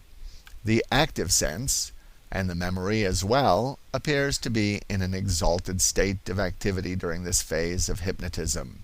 Says M. Richet, "M, who will sing the air of the second act of the Africaine in her sleep, is incapable of remembering a single note of it when awake." Another patient, while under this hypnotic influence, could remember all he had eaten for several days past, but when awake could remember very little. Binet and Fer caused one of their subjects to remember the whole of his repasts for 8 days past, though when awake he could remember nothing beyond 2 or 3 days.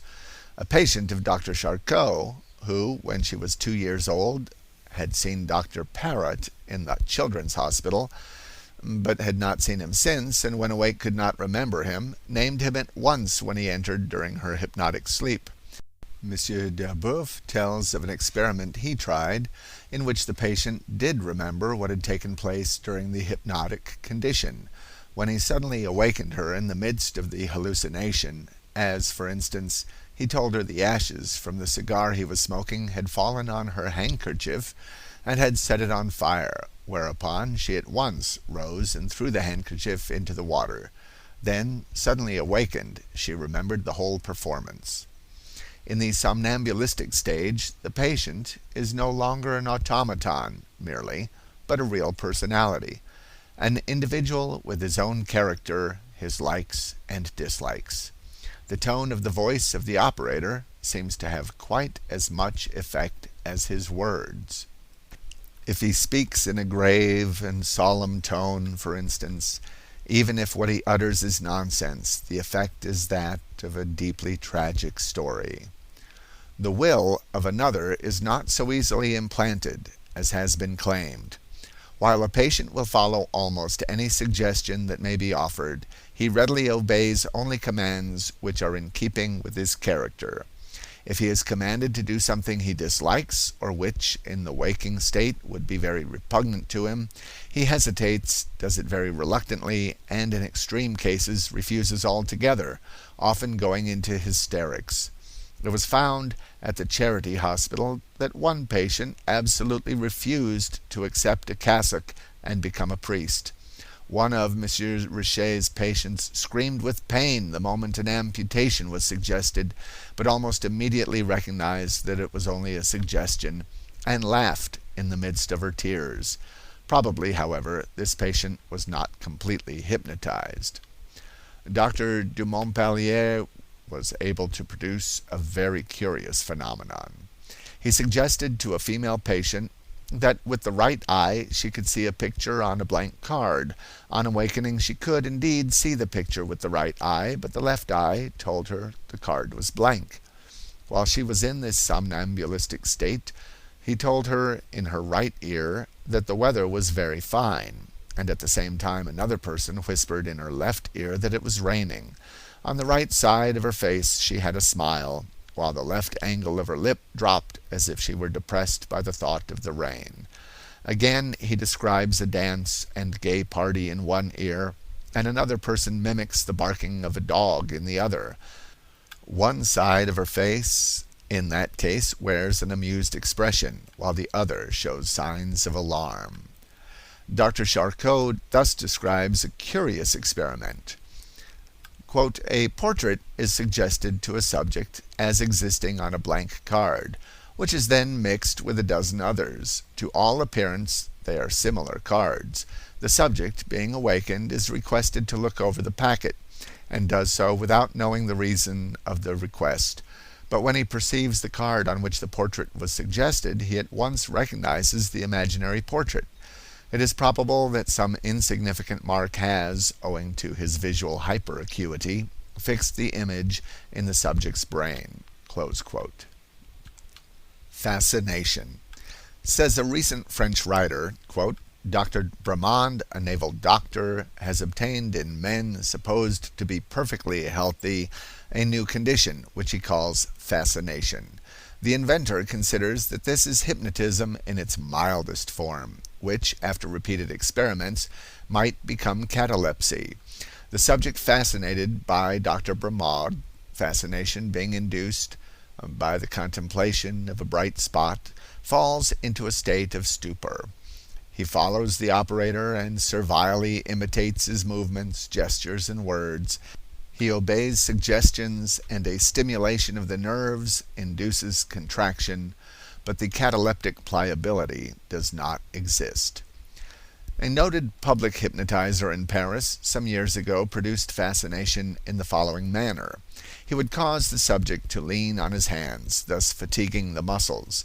The excitement produced by the concentrated gaze of a large audience also assisted in weakening the nervous resistance. At last the operator would suddenly call out, "Look at me!" The subject would look up and gaze steadily into the operator's eyes, who would stare steadily back with round, glaring eyes, and in most cases subdue his victim. End of Section 6. Section 7 of Complete Hypnotism. Complete Hypnotism, Mesmerism, Mind Reading, and Spiritualism by A. Alpheus. Chapter 4. How the Subject Feels Under Hypnotization, Dr. Cooper's Experience, Effective Music, Dr. Alfred Martieux's Experiments. The sensations produced during a state of hypnosis are very interesting. As may be supposed, they differ greatly in different persons. One of the most interesting accounts ever given is that of Dr. James R. Koch, a hypnotist himself, who submitted to being operated upon by a professional magnetizer.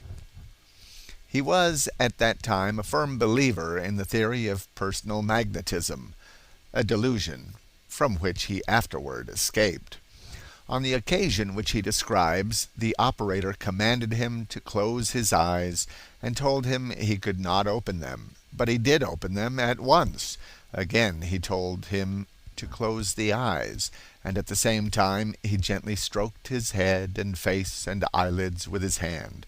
Dr. Koch fancied he felt a tingling sensation in his forehead and eyes, which he supposed came from the hand of the operator. Afterward, he came to believe that this sensation was purely imaginary on his part. Then he says, "A sensation akin to fear came over me. The operator said, 'You are going to sleep. You are getting sleepy. You cannot open your eyes.' I was conscious that my heart was beating rapidly, and I felt a sensation of terror. He continued to tell me I was going to sleep and could not open my eyes. He then made passes over my head, down over my hands and body, but did not touch me. He then said to me, 'You cannot open your eyes.'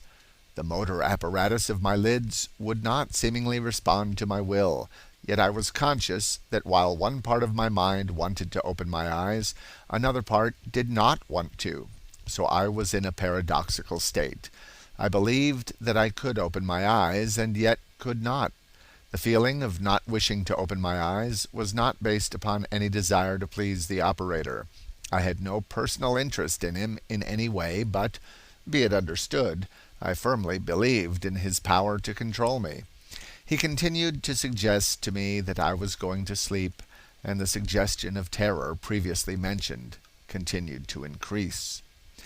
The next step was to put the doctor's hand over his head and tell him he could not put it down. Then he stroked the arm and said it was growing numb. He said, 'You have no feeling in it, have you?' Dr. Koch goes on, 'I said no, and I knew that I said no, yet I knew that I had feeling in it.' The operator went on, pricking the arm with a pin, and though Dr. Koch felt the pain, he said he did not feel it, and at the same time the sensation of terror increased. 'I was not conscious of my body at all,' he says further on, 'but I was painfully conscious of the two contradictory elements within me. I knew that my body existed, but could not prove it to myself. I knew that the statements made by the operator were in a measure untrue. I obeyed them voluntarily and involuntarily. This is the last remembrance that I have of that hypnotic experience.'" After this, however, the operator caused the doctor to do a number of things which he learned of from his friends after the performance was over. It seemed to me that the hypnotist commanded me to awake as soon as I dropped my arm, and yet 10 minutes of unconsciousness had passed. On a subsequent occasion, Dr. Koch, who was blind, was put into a deep hypnotic sleep by fixing his mind on the number 26 and holding up his hand. This time, he experienced a still greater degree of terror and incidentally learned that he could hypnotize himself. The matter of self-hypnotism we shall consider in another chapter. In this connection, we find great interest in an article in the Medical News, July 28, 1894, by Dr. Alfred Warthen of Ann Arbor, Michigan, in which he describes the effects of music upon hypnotic subjects. While in Vienna, he took occasion to observe closely the enthusiastic musical devotees as they sat in the audience at the performance of one of Wagner's operas. He believed they were in a condition of self-induced hypnotism, in which their subjective faculties were so exalted as to supersede their objective perceptions. Music was no longer to them a succession of pleasing sounds, but the embodiment of a drama in which they became so wrapped up that they forgot all about the mechanical and external features of the music and lived completely in a fairy world of dream. This observation suggested to him an interesting series of experiments. His first subject was easily hypnotized and of an emotional nature. Wagner's Ride of Walküre was played from the piano score. The pulse of the subject became more rapid and at first of higher tension, increasing from a normal rate of 60 beats a minute to 120. Then, as the music progressed, the tension diminished. The respiration increased from 18 to 30 per minute. Great excitement in the subject was evident. His whole body was thrown into motion. His legs were drawn up, his arms tossed into the air, and a profuse sweat appeared. When the subject had been awakened, he said that he did not remember the music as music, but had an impression of intense excitement brought on by, quote, riding furiously through the air, unquote. The state of mind brought up before him, in the most realistic and vivid manner possible, the picture of the ride of Tam O'Shanter, which he had seen years before. The picture soon became real to him, and he found himself taking part in a wild chase, not as witch, devil, or Tam even, but in some way his consciousness was spread through every part of the scene, being of it, and yet playing the part of spectator, as is often the case in dreams. Dr. Warthen tried the same experiment again, this time on a young man who was not so emotional, and was hypnotized with much more difficulty. This subject did not pass into such a deep state of hypnotism, but the result was practically the same. The pulse rate rose from 70 to 120. The sensation remembered was that of riding furiously through the air. The experiment was repeated on other subjects, in all cases with the same result. Only one knew that the music was the Ride of Walküre. To him it always expressed the pictured wild ride of the daughters of Wotan, the subject taking part in the ride.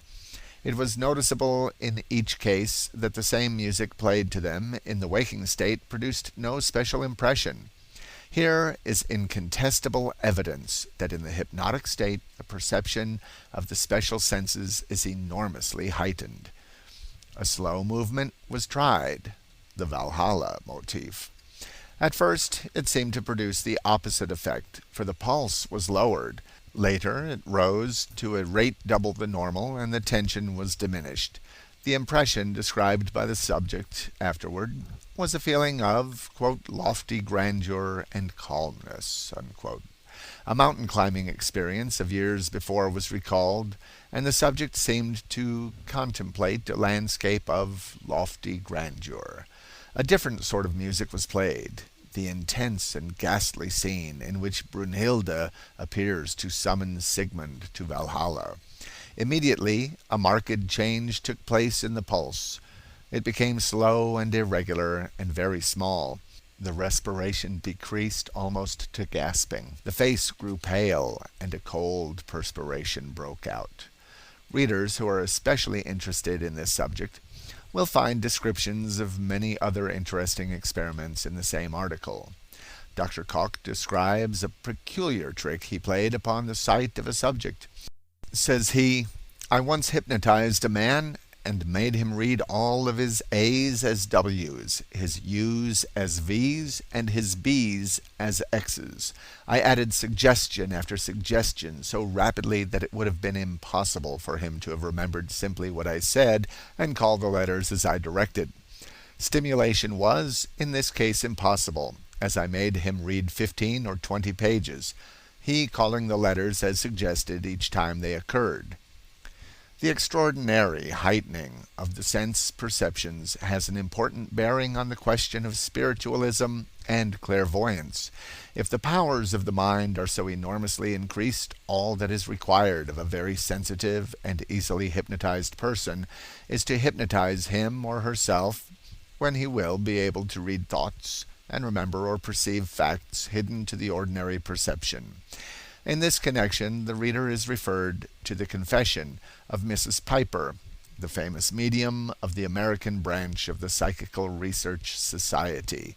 The confession will be found printed in full at the close of this book. End of Section 7.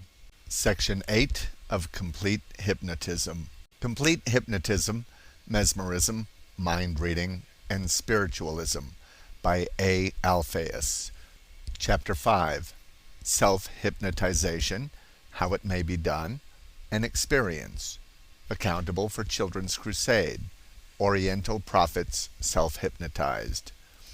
If self-hypnotism is possible, and it is true that a person can deliberately hypnotize himself when he wishes to till he has become accustomed to it and is expert in it, so to speak, it does away at a stroke with the claims of all professional hypnotists and magnetic healers that they have any peculiar power in themselves which they exert over their fellows.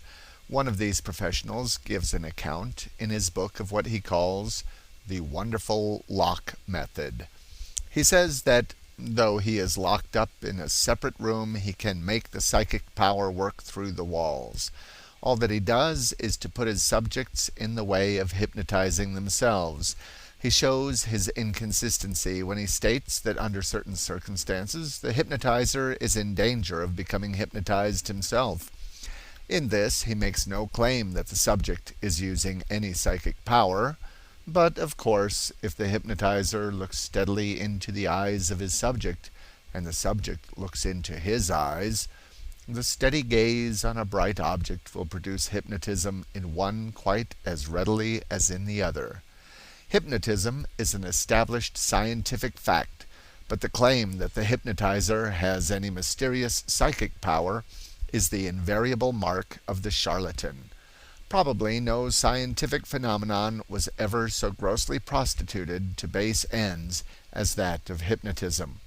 Later we shall see some of the outrageous forms this charlatanism assumes, and how it extends to the professional subjects as well as to the professional operators, till those subjects even impose upon scientific men who ought to be proof against such deception.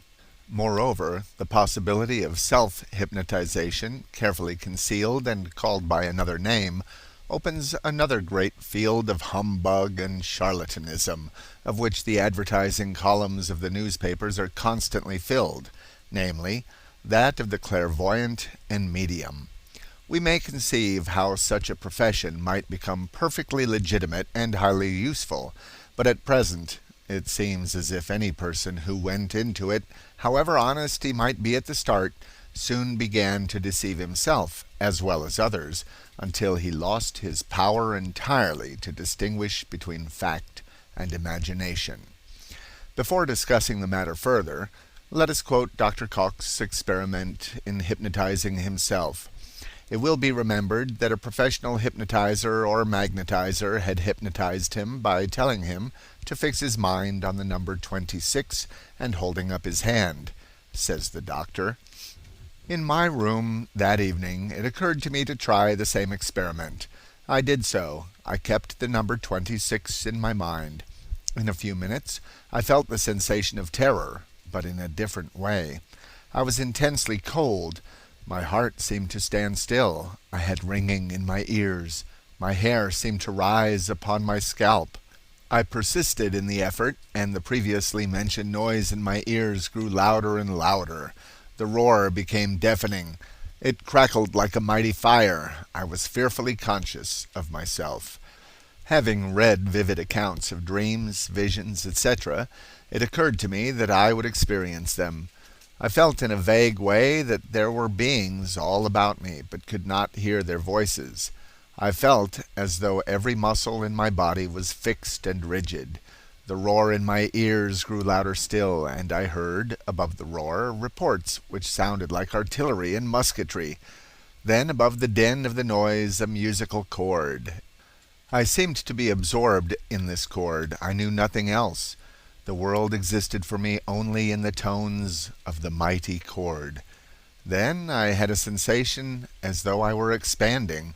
The sound in my ears died away, and yet I was not conscious of silence. Then all consciousness was lost. The next thing I experienced was a sensation of intense cold, and of someone roughly shaking me.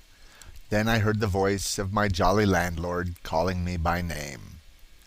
The landlord had found the doctor, quote, as white as a ghost and as limp as a rag, unquote, and thought he was dead.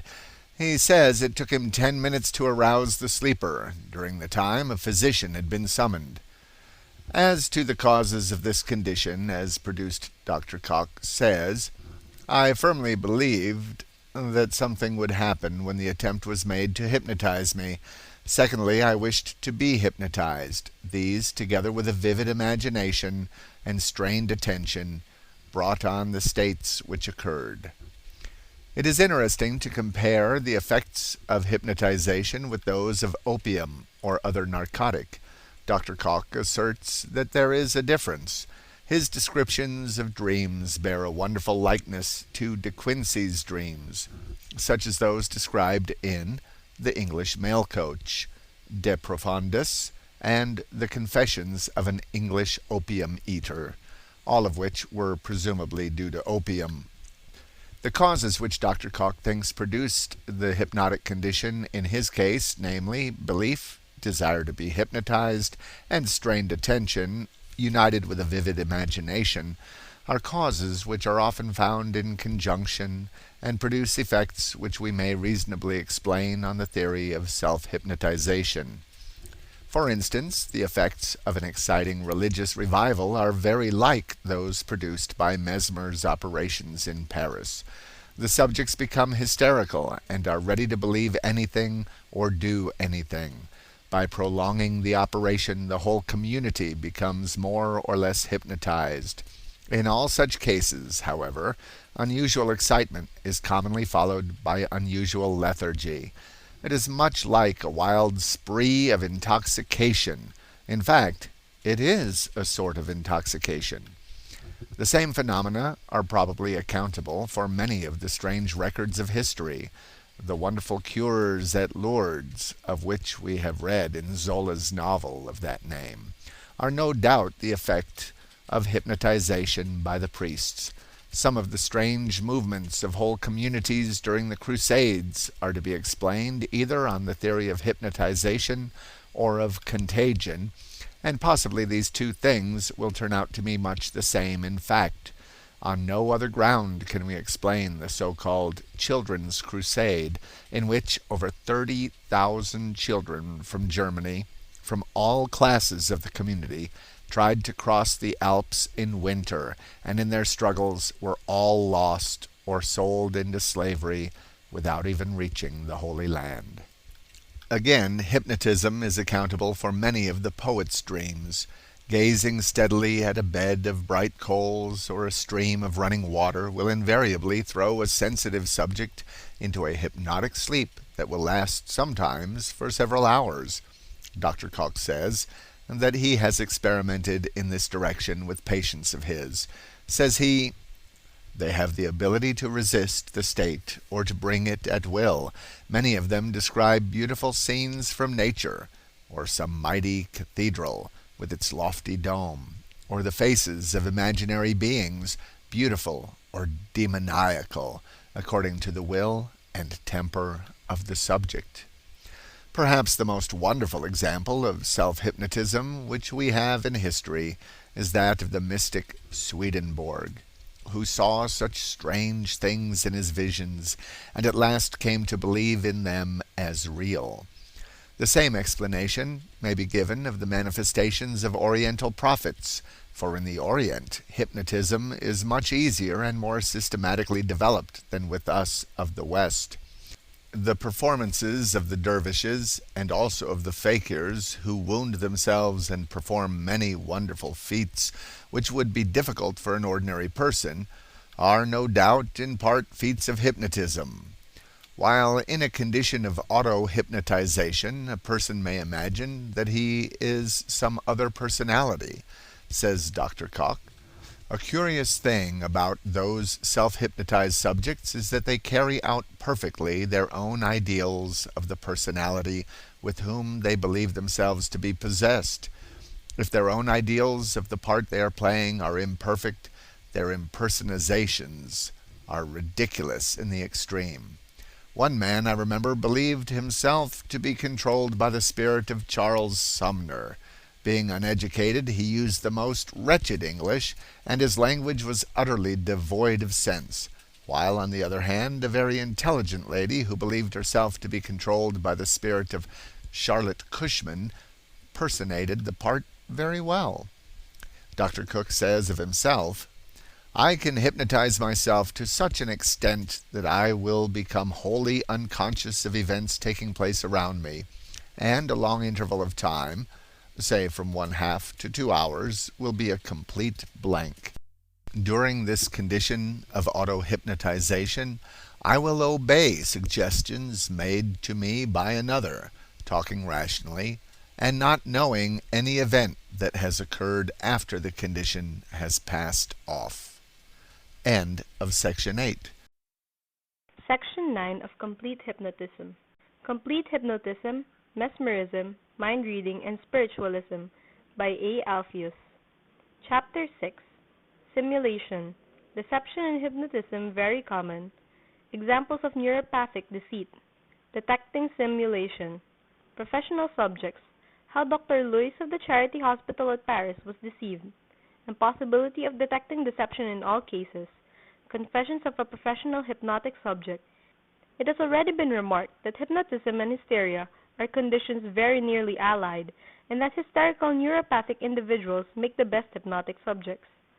Now persons of this character are in most cases morally as well as physically degenerate, and it is a curious fact that deception seems to be an inherent element in nearly all such characters. Expert doctors have been thoroughly deceived.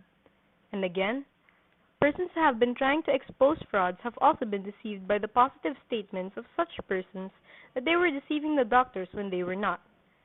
A diseased vanity seems to operate in such cases, and the subjects take any method which promises for the time being to bring them into prominence. Merely to attract attention is a mania with some people. There is also something about the study of hypnotism, and similar subjects in which delusions constitute half the existence, that seems to destroy the faculty for distinguishing between truth and delusion. Undoubtedly, we must look on such manifestations as a species of insanity. There is also a point at which the unconscious deceiver, for the sake of gain, passes into the conscious deceiver. At the close of this chapter we will give some cases illustrating the fact that persons may learn by practice to do seemingly impossible things, such as holding themselves perfectly rigid, as in the cataleptic state, while their head rests on one chair and their heels on another, and a heavy person sits upon them. First, let us cite a few cases of what may be called neuropathic deceit, a kind of insanity which shows itself in deceiving. The newspapers record similar cases from time to time. The first two of the following are quoted by Dr. Cormels from the French courts, etc. Number 1. The Comtesse de W. accused her maid of having attempted to poison her. The case was a celebrated one, and the courtroom was thronged with women who sympathized with the supposed victim. The maid was condemned to death, but a second trial was granted, at which it was conclusively proved that the Comtesse had herself bound herself on her bed, and had herself poured out the poison, which was found still blackening her breast and lips. Number 2. In 1886, a man called Ulysse broke into the shop of a second-hand dealer, facing his own house in Paris, and there began deliberately to take away the goods, just as if he were removing his own furniture. This he did without hurrying himself in any way, and transported the property to his own premises. Being caught in the very act of the theft, he seemed at first to be flurried and bewildered. When arrested and taken to the lockup, he seemed to be in a state of abstraction. When spoken to, he made no reply, seemed ready to fall asleep, and when brought before the examining magistrate actually fell asleep. Dr. Garnier, the medical man attached to the infirmary of the police establishment, had no doubt of his irresponsibility, and he was released from custody. Number 3. While engaged as a police court reporter for a Boston newspaper, the present writer saw a number of strange cases of the same kind. One was that of a quiet, refined, well-educated lady who was brought in for shoplifting. Though her husband was well-to-do, and she did not sell or even use the things she took, she had made a regular business of stealing whenever she could. She had begun it about 7 months before by taking a lace handkerchief, which she slipped under her shawl.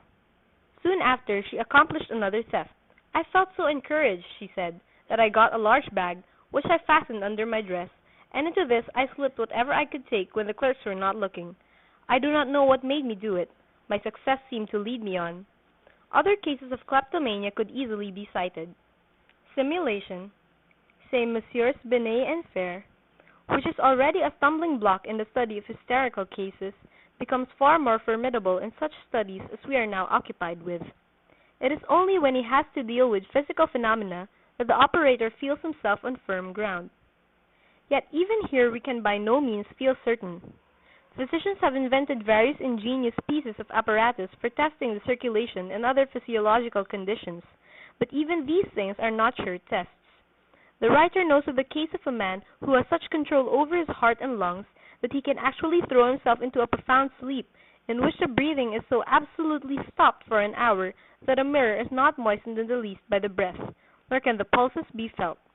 To all intents and purposes the man appears to be dead, but in due time he comes to life again, apparently no whit the worse for his experiment. If an ordinary person were asked to hold out his arms at full length for 5 minutes, he would soon become exhausted.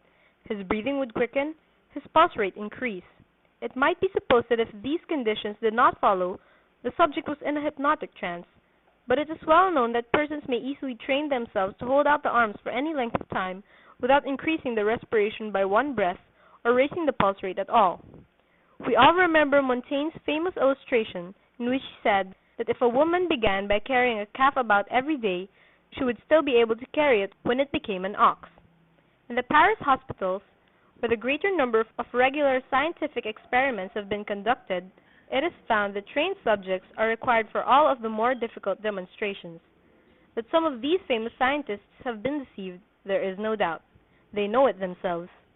A case which will serve as an illustration is that of Dr. Luys, some of whose operations were exposed by Dr. Ernest Hart, an English student of hypnotism of a skeptical turn of mind. One of Dr. Luys' pupils in a book he has published makes the following statement, which helps to explain the circumstances which we will give a little later. Says he, "We know that many hospital patients who are subjected to the higher or greater treatment of hypnotism are of very doubtful reputations. We know also the effects of a temperament which in them is peculiarly addicted to simulation, and which is exaggerated by the vicinity of maladies similar to their own.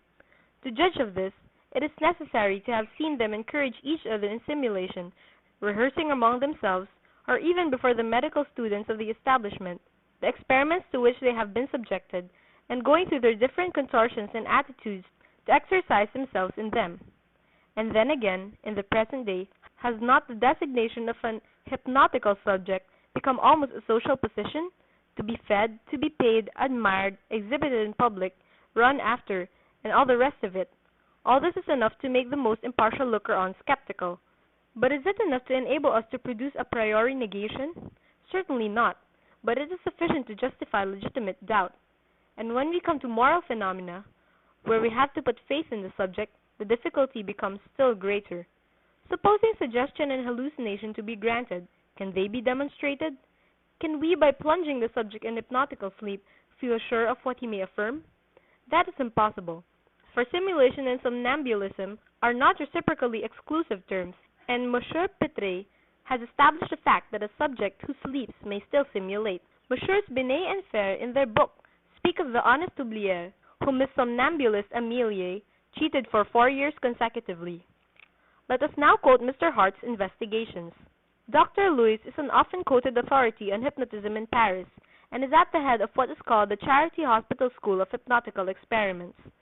In 1892 he announced some startling results, in which some people still have faith, more or less. What he was supposed to accomplish was stated thus in the London Pall Mall Gazette, issue of December 2. Dr. Louis then showed us how a similar artificial state of suffering could be created without suggestion, in fact, by the mere proximity of certain substances. A pinch of coal dust, for example, corked and sealed in a small phial and placed by the side of the neck of a hypnotized person, produces symptoms of suffocation by smoke.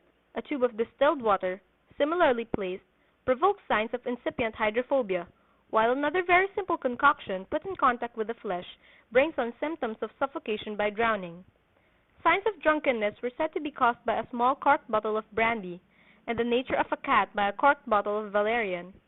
Patients also saw beautiful blue flames about the North Pole of a magnet and distasteful red flames about the South Pole, while by means of a magnet it was said that the symptoms of illness of a sick patient might be transferred to a well person also in the hypnotic state, but of course on awaking the well person at once threw off sickness that had been transferred, but the sick person was permanently relieved.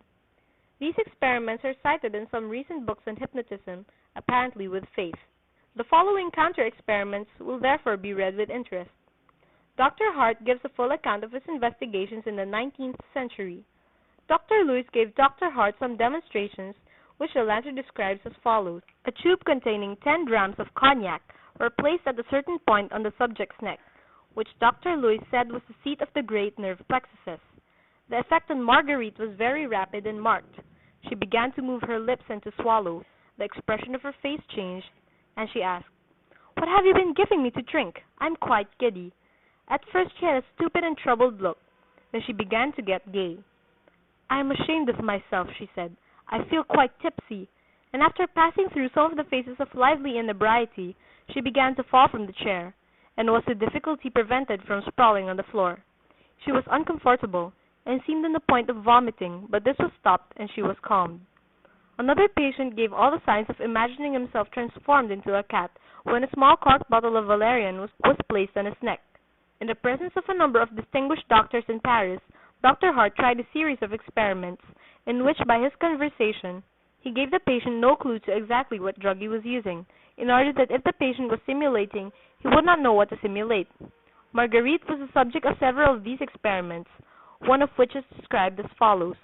I took a tube which was supposed to contain alcohol, but which did contain cherry laurel water. Marguerite immediately began, to use the words of M. Sajou's note, to smile agreeably and then to laugh. She became gay. "It makes me laugh," she said, and then, "I'm not tipsy, I want to sing," and so on through the whole performance of a not ungraceful gisserie, which we stopped at that stage, for I was loth to have the degrading performance of drunkenness carried to the extreme I had seen her go through at the Charite. I now applied a tube of alcohol, asking the assistant, however, to give me valerian, which no doubt this profoundly hypnotized subject perfectly well heard, for she immediately went through the whole cat performance. She spat, she scratched, she mewed, she leaped about on all fours, and she was as thoroughly cat-like as had been Dr. Lewis's subjects. Similar experiments as to the effect of magnets and electric currents were tried. A note taken by Dr. Sajou runs thus. She found the North Pole, notwithstanding there was no current, very pretty. She was as if she were fascinated by it. She caressed the blue flames and showed every sign of delight. Then came the phenomena of attraction. She followed the magnet with the light across the room, as though fascinated by it. The bar was turned so as to present the other end, or what would be called, in the language of La Charite, the South Pole. Then she fell into an attitude of repulsion and horror, with clenched fists, and as it approached her she fell backward into the arms of M. Cremiere, and was carried, still showing all the signs of terror and repulsion, back to her chair. The bar was again turned until what should have been the North Pole was presented to her. She again resumed the same attitudes of attraction, and tears bedewed her cheeks. "Ah," she said, "it is blue, the flame mounts," and she rose from her seat, following the magnet around the room. Similar but false phenomena were obtained in succession with all the different forms of magnet and non-magnet. Marguerite was never once right, but throughout her acting was perfect. She was utterly unable at any time really to distinguish between a plain bar of iron, the magnetized magnet, or a horseshoe magnet carrying a full current, and one from which the current was wholly cut off. 5 different patients were tested in the same way, through a long series of experiments, with the same results, a practical proof that Dr. Luys had been totally deceived, and his new and wonderful discoveries amounted to nothing. There is, however, another possible explanation, namely, telepathy, in a real hypnotic condition. Even if Dr. Luys's experiments were genuine, this would be the rational explanation. They were a case of suggestion of some sort, without doubt. Nearly every book on hypnotism gives various rules for detecting simulation of the hypnotic state. One of the commonest tests is that of anesthesia. A pin or penknife is stuck into a subject to see if he is insensible to pain, but as we shall see in a later chapter, this insensibility also may be simulated, for by long training, some persons learn to control their facial expressions perfectly. We have already seen that the pulse and respiration tests are not sufficient. Hypnotic persons often flush slightly in the face, but it is true that there are persons who can flush on any part of the body at will. Mr. Ernest Hart had an article in the Century magazine on the eternal gullible, in which he gives the confessions of a professional hypnotic subject. This person, whom he calls L, he brought to his house, where some experiments were tried in the presence of a number of doctors, whose names are quoted. The quotation of a paragraph or two from Mr. Hart's article will be of interest. Says he, "The catalepsy business has more artistic merit. So rigid did L make his muscles that he could be lifted in one piece like an Egyptian mummy. He lay with his head on the back of one chair and his heels on another, and allowed a fairly heavy man to sit on his stomach. It seemed to me, however, that he was here within a straw or two of the limit of his endurance. The blister trick, spoken of by Truth as having deceived some medical men, was done by rapidly biting and sucking the skin of the wrist.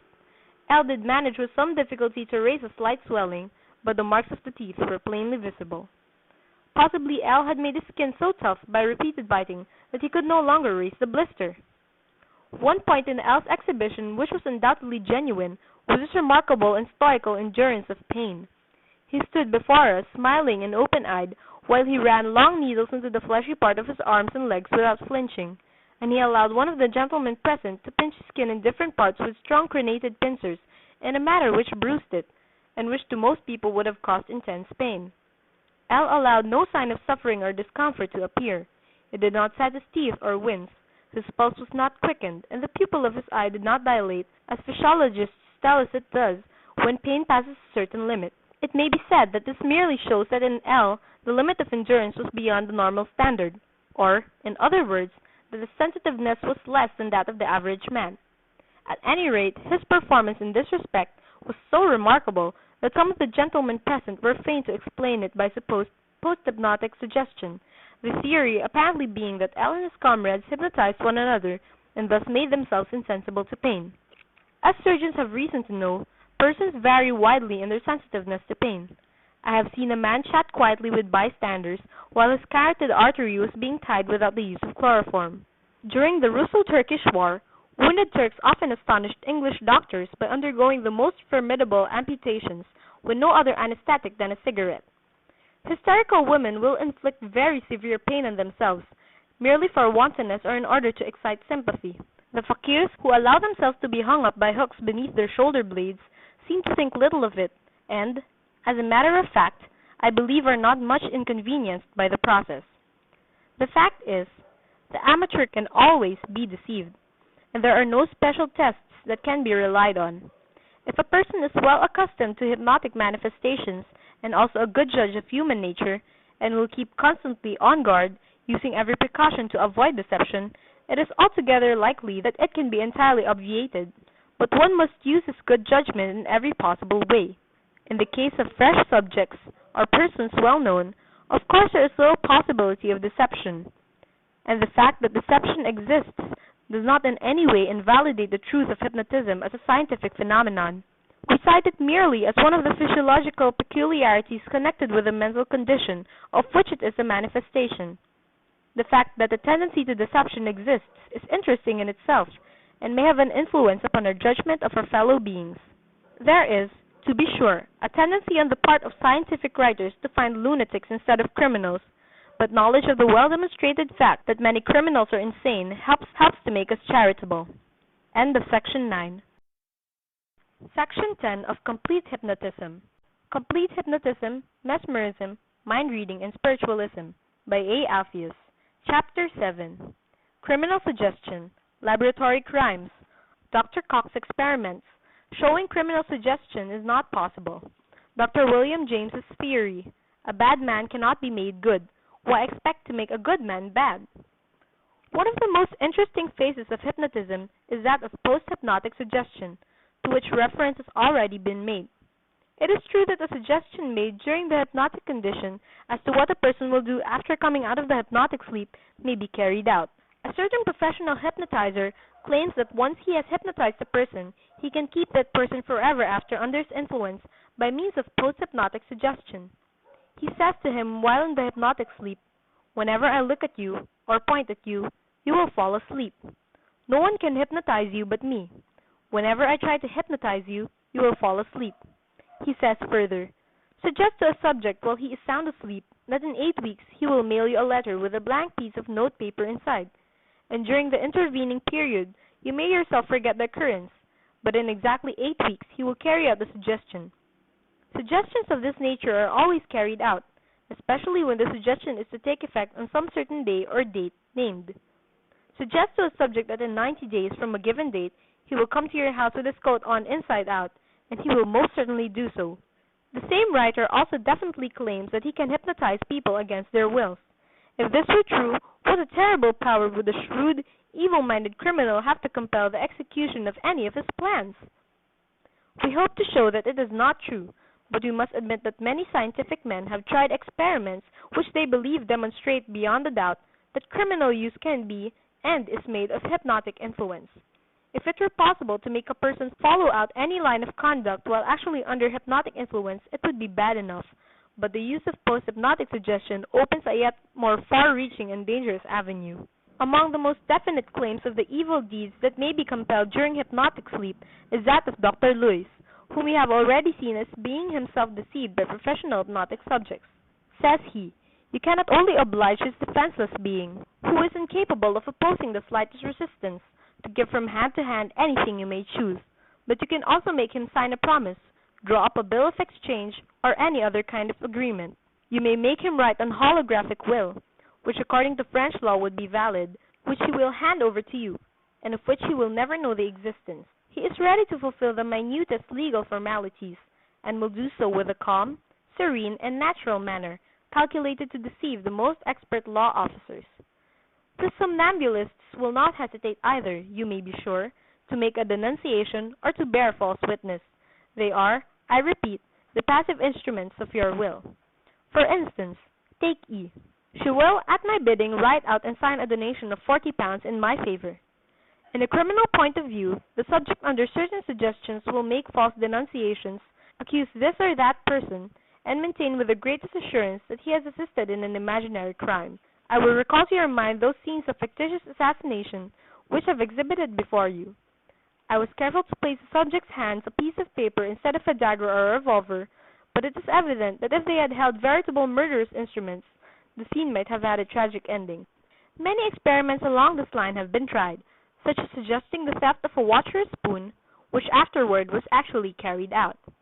It may be said at once that these laboratory crimes are in most cases successful.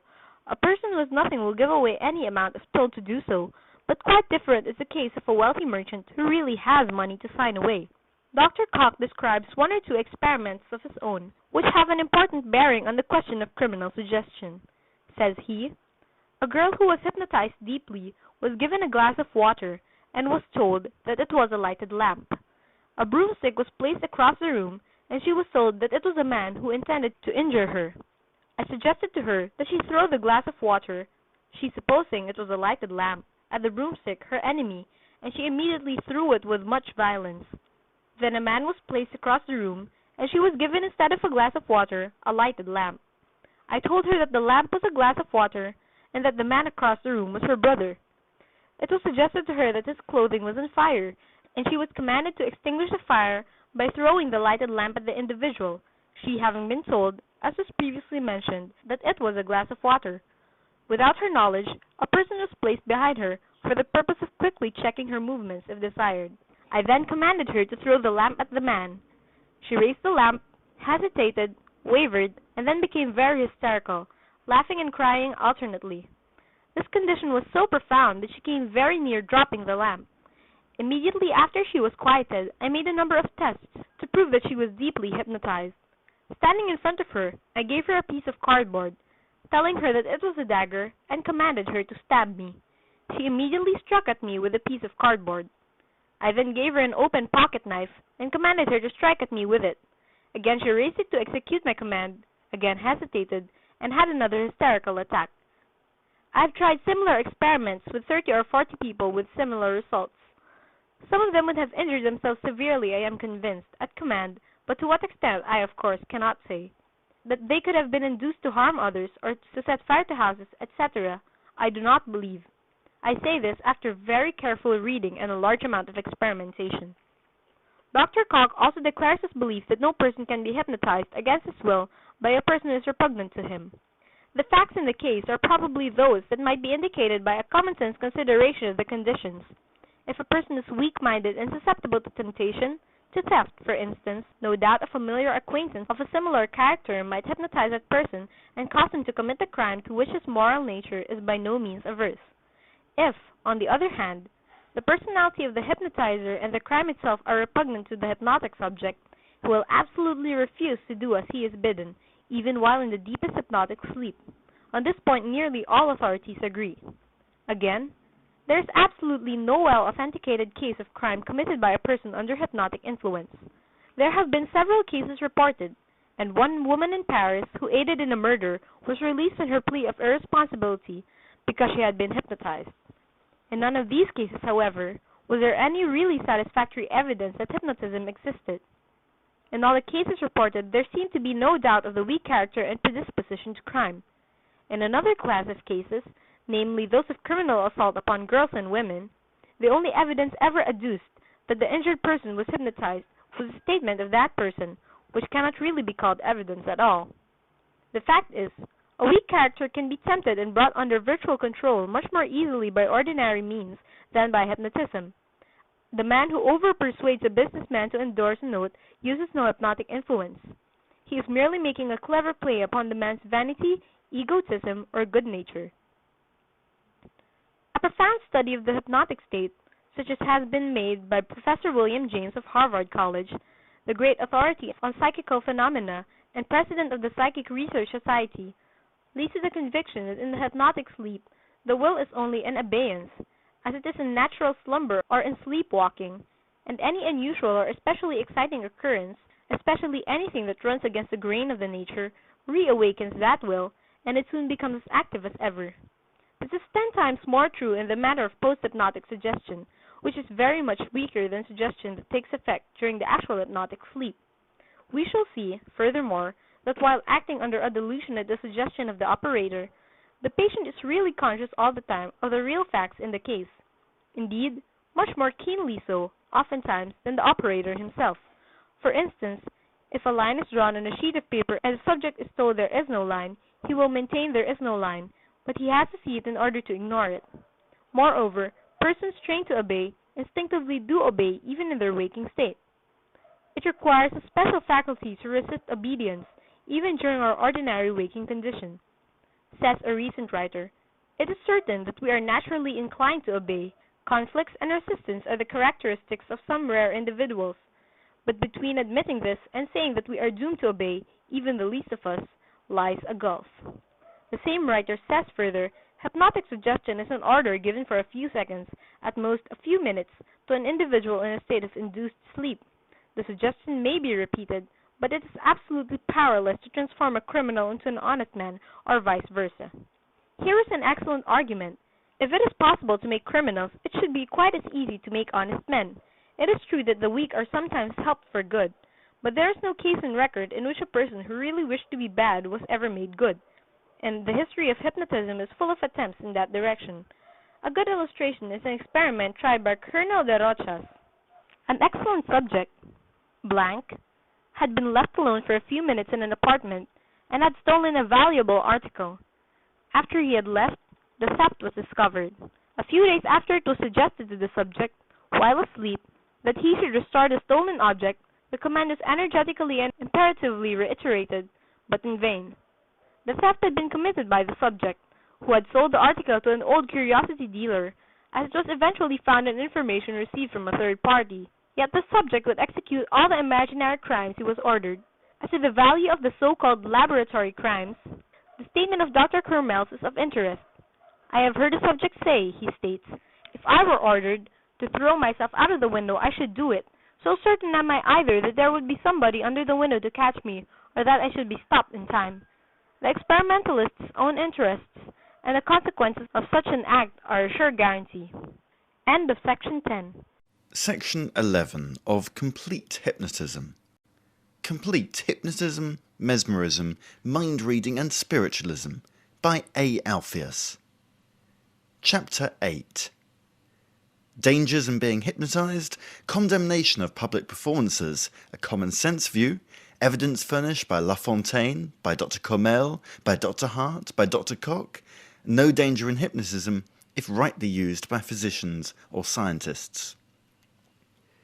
Having considered the dangers to society through criminal hypnotic suggestion, let us now consider what dangers there may be to the individual who is hypnotized. Before citing evidence, let us consider the subject from a rational point of view. Several things have already been established. We know that hypnotism is akin to hysteria and other forms of insanity. It is, in short, a kind of experimental insanity. Really good hypnotic subjects have not a perfect mental balance. We have also seen that repetition of the process increases the susceptibility, and in some cases, persons frequently hypnotized are thrown into the hypnotic state by very slight physical agencies, such as looking at a bright doorknob. Furthermore, we know that the hypnotic patient is in a very sensitive condition, easily impressed. Moreover, it is well known that exertions required of hypnotic subjects are nervously very exhausting, so much so that headache frequently follows. From these facts, any reasonable person may make a few clear deductions. First, repeated strain of excitement in hypnotic seances will wear out the constitution just as certainly as repeated strain of excitement in social life or the like, which, as we know, frequently produces nervous exhaustion. Second, it is always dangerous to submit oneself to the influence of an inferior or untrustworthy person. This is just as true in hypnotism as it is in the moral realm. Bad companions corrupt. And since the hypnotic subject is in a condition especially susceptible, a little association of this kind, a little submission to the inferior or immoral, will produce correspondingly more detrimental consequences. Third, since hypnotism is an abnormal condition, just as drunkenness is, one should not allow a public hypnotizer to experiment upon one and make one do ridiculous things merely for amusement, any more than one would allow a really insane person to be exhibited for money, or than one would allow himself to be made drunk, merely that by his absurd antics he might amuse somebody. It takes little reflection to convince anyone that hypnotism for amusement, either on the public stage or in the home, is highly obnoxious, even if it is not highly dangerous. If the hypnotizer is an honest man and a man of character, little injury may follow. But we can never know that, and the risk of getting into bad hands should prevent everyone from submitting to influence at all. The fact is, however, that we should strongly doubt the good character of anyone who hypnotizes for amusement, regarding him in the same light as we would one who intoxicated people on the stage for amusement, or gave them chloroform, or went about with a troop of insane people that he might exhibit their idiosyncrasies. Honest, right-minded people do not do those things. At the same time, there is nothing wiser that a man can do than to submit himself fully to a stronger and wiser nature than his own. A physician in whom you have confidence may do 1,000 times more for you by hypnotism than by the use of drugs. It is a safe rule to place hypnotism in exactly the same category as drugs. Rightly used, drugs are invaluable. Wrongly used, they become the instruments of the murderer. At all times should they be used with great caution. The same is true of hypnotism. Now let us cite some evidence. La Fontaine, a professional hypnotist, gives some interesting facts. He says that public hypnotic entertainments usually induce a great many of the audience to become amateur hypnotists, and these experiments may cause suffocation. Fear often results in congestion or a rush of blood to the brain. If the digestion is not completed, more especially if the repast has been more abundant than usual, congestion may be produced and death may be instantaneous. The most violent convulsions may result from too complete magnetization of the brain. A convulsive movement may be so powerful that the body will suddenly describe a circle, the head touching the heels, and seem to adhere to them. In this latter case, there is torpor without sleep. Sometimes it has been impossible to awake the subject. A waiter at Nantes, who was magnetized by a commercial traveller, remained for 2 days in a state of lethargy, and for 3 hours Dr. Four and numerous spectators were able to verify that the extremities were icy cold, the pulse no longer throbbed, the heart had no pulsations, respiration had ceased, and there was not sufficient breath to dim a glass held before the mouth. Moreover, the patient was stiff, his eyes were dull and glassy. Nevertheless, La Fontaine was able to recall this man to life. Dr. Cormel says, paralysis of one or more members, or of the tongue, may follow the awakening. These are the effects of the contractions of the internal muscles, due often to almost imperceptible touches. The diaphragm, and therefore the respiration, may be stopped in the same manner. Catalepsy, and more especially lethargy, produce these phenomena. There are on record a number of cases of idiocy, madness, and epilepsy caused by the unskillful provoking of hypnotic sleep. One case is sufficiently interesting, for it is almost exactly similar to a case that occurred at one of the American colleges. The subject was a young professor at a boys' school. One evening he was present at some public experiments that were being performed in a tavern. He was in no way upset at the sight, but the next day one of his pupils, looking at him fixedly, sent him to sleep. The boys soon got into the habit of amusing themselves by sending him to sleep, and the unhappy professor had to leave the school and place himself under the care of a doctor. Dr. Ernest Hart gives an experience of his own which carries with it its own warning. Says he, staying at the well-known country house in Kent of a distinguished London banker, formerly Member of Parliament for Greenwich, I had been called upon to set to sleep and to arrest a continuous barking cough from which a young lady who was staying at the house was suffering, and who consequently was a torment to herself and her friends. I thought this a good opportunity for a control experiment, and I sat her down in front of a lighted candle, which I assured her that I had previously mesmerized. Presently her cough ceased, and she fell into a profound sleep which lasted until 12 o'clock the next day. When I returned from shooting, I was informed that she was still asleep and could not be awoke, and I had great difficulty in awaking her. That night there was a large dinner party, and unluckily I sat opposite to her. Presently she again became drowsy, and had to be led from the table, alleging, to my confusion, that I was again mesmerizing her. So susceptible did she become to my supposed mesmeric influence, which I vainly assured her, as was the case, that I was very far from exercising, or attempting to exercise, that it was found expedient to take her up to London. I was out riding in the afternoon that she left, and as we passed the railway station, my host, who was riding with me, suggested that, as his friends were just leaving by that train, he would like to alight and take leave of them. I dismounted with him and went onto the platform, and avoided any leave-taking, but unfortunately, in walking up and down, it seems that I twice passed the window of the young lady's carriage. She was again self-mesmerized, and fell into a sleep which lasted throughout the journey, and recurred at intervals for some days afterwards. In commenting on this, Dr. Hart notes that in reality mesmerism is self-produced, and the will of the operator, even when exercised directly against it, has no effect if the subject believes that the will is being operated in favour of it.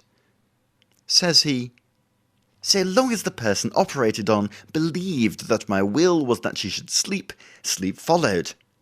The most energetic willing in my internal consciousness that there should be no sleep failed to prevent it, where the usual physical methods of hypnotization, stillness, repose, a fixed gaze, or the verbal expression of an order to sleep were employed." The dangers of hypnotism have been recognized by the law of every civilized country except the United States, where alone public performances are permitted. Dr. Cox says, "I have occasionally seen subjects who complained of headache, vertigo, nausea, and other similar symptoms after having been hypnotized, but these conditions were at a future hypnotic sitting easily remedied by suggestion." Speaking of the use of hypnotism by doctors under conditions of reasonable care, Dr. Cox says further, "There is one contraindication greater than all the rest. It applies more to the physician than to the patient, more to the masses than to any single individual. It is not confined to hypnotism alone. It has blocked the wheels of human progress through the ages which have gone. It is undue enthusiasm. It is the danger that certain individuals will become so enamored with its charms that other equally valuable means of cure will be ignored. Mental therapeutics has come to stay. It is yet in its infancy and will grow, but if it were possible to kill it, it would be strangled by the fanaticism and prejudice of its devotees. The whole field is fascinating and alluring. It promises so much that it is in danger of being missed by the ignorant to such an extent that great harm may result. This is true not only of mental therapeutics and hypnotism, but of every other blessing we possess. Hypnotism has nothing to fear from the senseless skepticism and contempt of those who have no knowledge of the subject." He adds, pertinently enough, "While hypnotism can be used in a greater or less degree by everyone, it can only be used intelligently by those who understand not only hypnotism itself, but disease as well." Dr. Koch is a firm believer that the right use of hypnotism by intelligent persons does not weaken the will. Says he, "I do not believe that there is any danger whatever in this. I have no evidence, and I have studied a large number of hypnotized subjects, that hypnotism will render a subject less capable of exercising his will when he is relieved from the hypnotic trance. I do not believe that it increases in any way his susceptibility to ordinary suggestion." However, in regard to the dangers of public performances by professional hypnotizers, Dr. Koch is equally positive. Says he, "The dangers of public exhibitions, made ludicrous as they are by the operators, should be condemned by all intelligent men and women, not from the danger of hypnotism itself, so much as from the liability of the performers to disturb the mental poise of that large mass of ill-balanced individuals which makes up no inconsiderable part of society." In conclusion, he says, "Patients have been injured by the misuse of hypnotism. This is true of every remedial agent ever employed for the relief of man. Every article we eat, if wrongly prepared, if stale, or if too much is taken, will be harmful. Every act, every duty of our lives may, if overdone, become an injury. Then, for the sake of clearness, let me state in closing that hypnotism is dangerous only when it is misused, or when it is applied to that large class of persons who are inherently unsound. especially if that mysterious thing we call credulity predominates to a very great extent over the reason and over other faculties of the mind. End of section 11. Section 12 of Complete Hypnotism. Complete Hypnotism, Mesmerism, Mind Reading, and Spiritualism by A. Alpheus. Chapter 9. Hypnotism in Medicine, Anesthesia, Restoring the Use of Muscles, Hallucination, Bad Habits. Anesthesia. It is well known that hypnotism may be used to render subjects insensible to pain. Thus, numerous startling experiments are performed in public, such as running hat pins through the cheeks or arms, sewing the tongue to the ear, etc. The curious part of it is that the insensibility may be confined to one spot only. Even persons who are not wholly under hypnotic influence may have an arm or a leg or any smaller part rendered insensible by suggestion, so that no pain will be felt. This has suggested the use of hypnotism in surgery in the place of chloroform, ether, etc. About the year 1860, some of the medical profession hoped that hypnotism might come into general use for producing insensibility during surgical operations. Dr. Guérinot in Paris reported the following successful operation. The thigh of a patient was amputated. After the operation, says the doctor, I spoke to the patient and asked him how he felt. He replied that he felt as if he were in heaven, and he seized hold of my hand and kissed it. Turning to a medical student, he added, I was aware of all that was being done to me, and the proof is that I knew my thigh was cut off at the moment when you asked me if I felt any pain.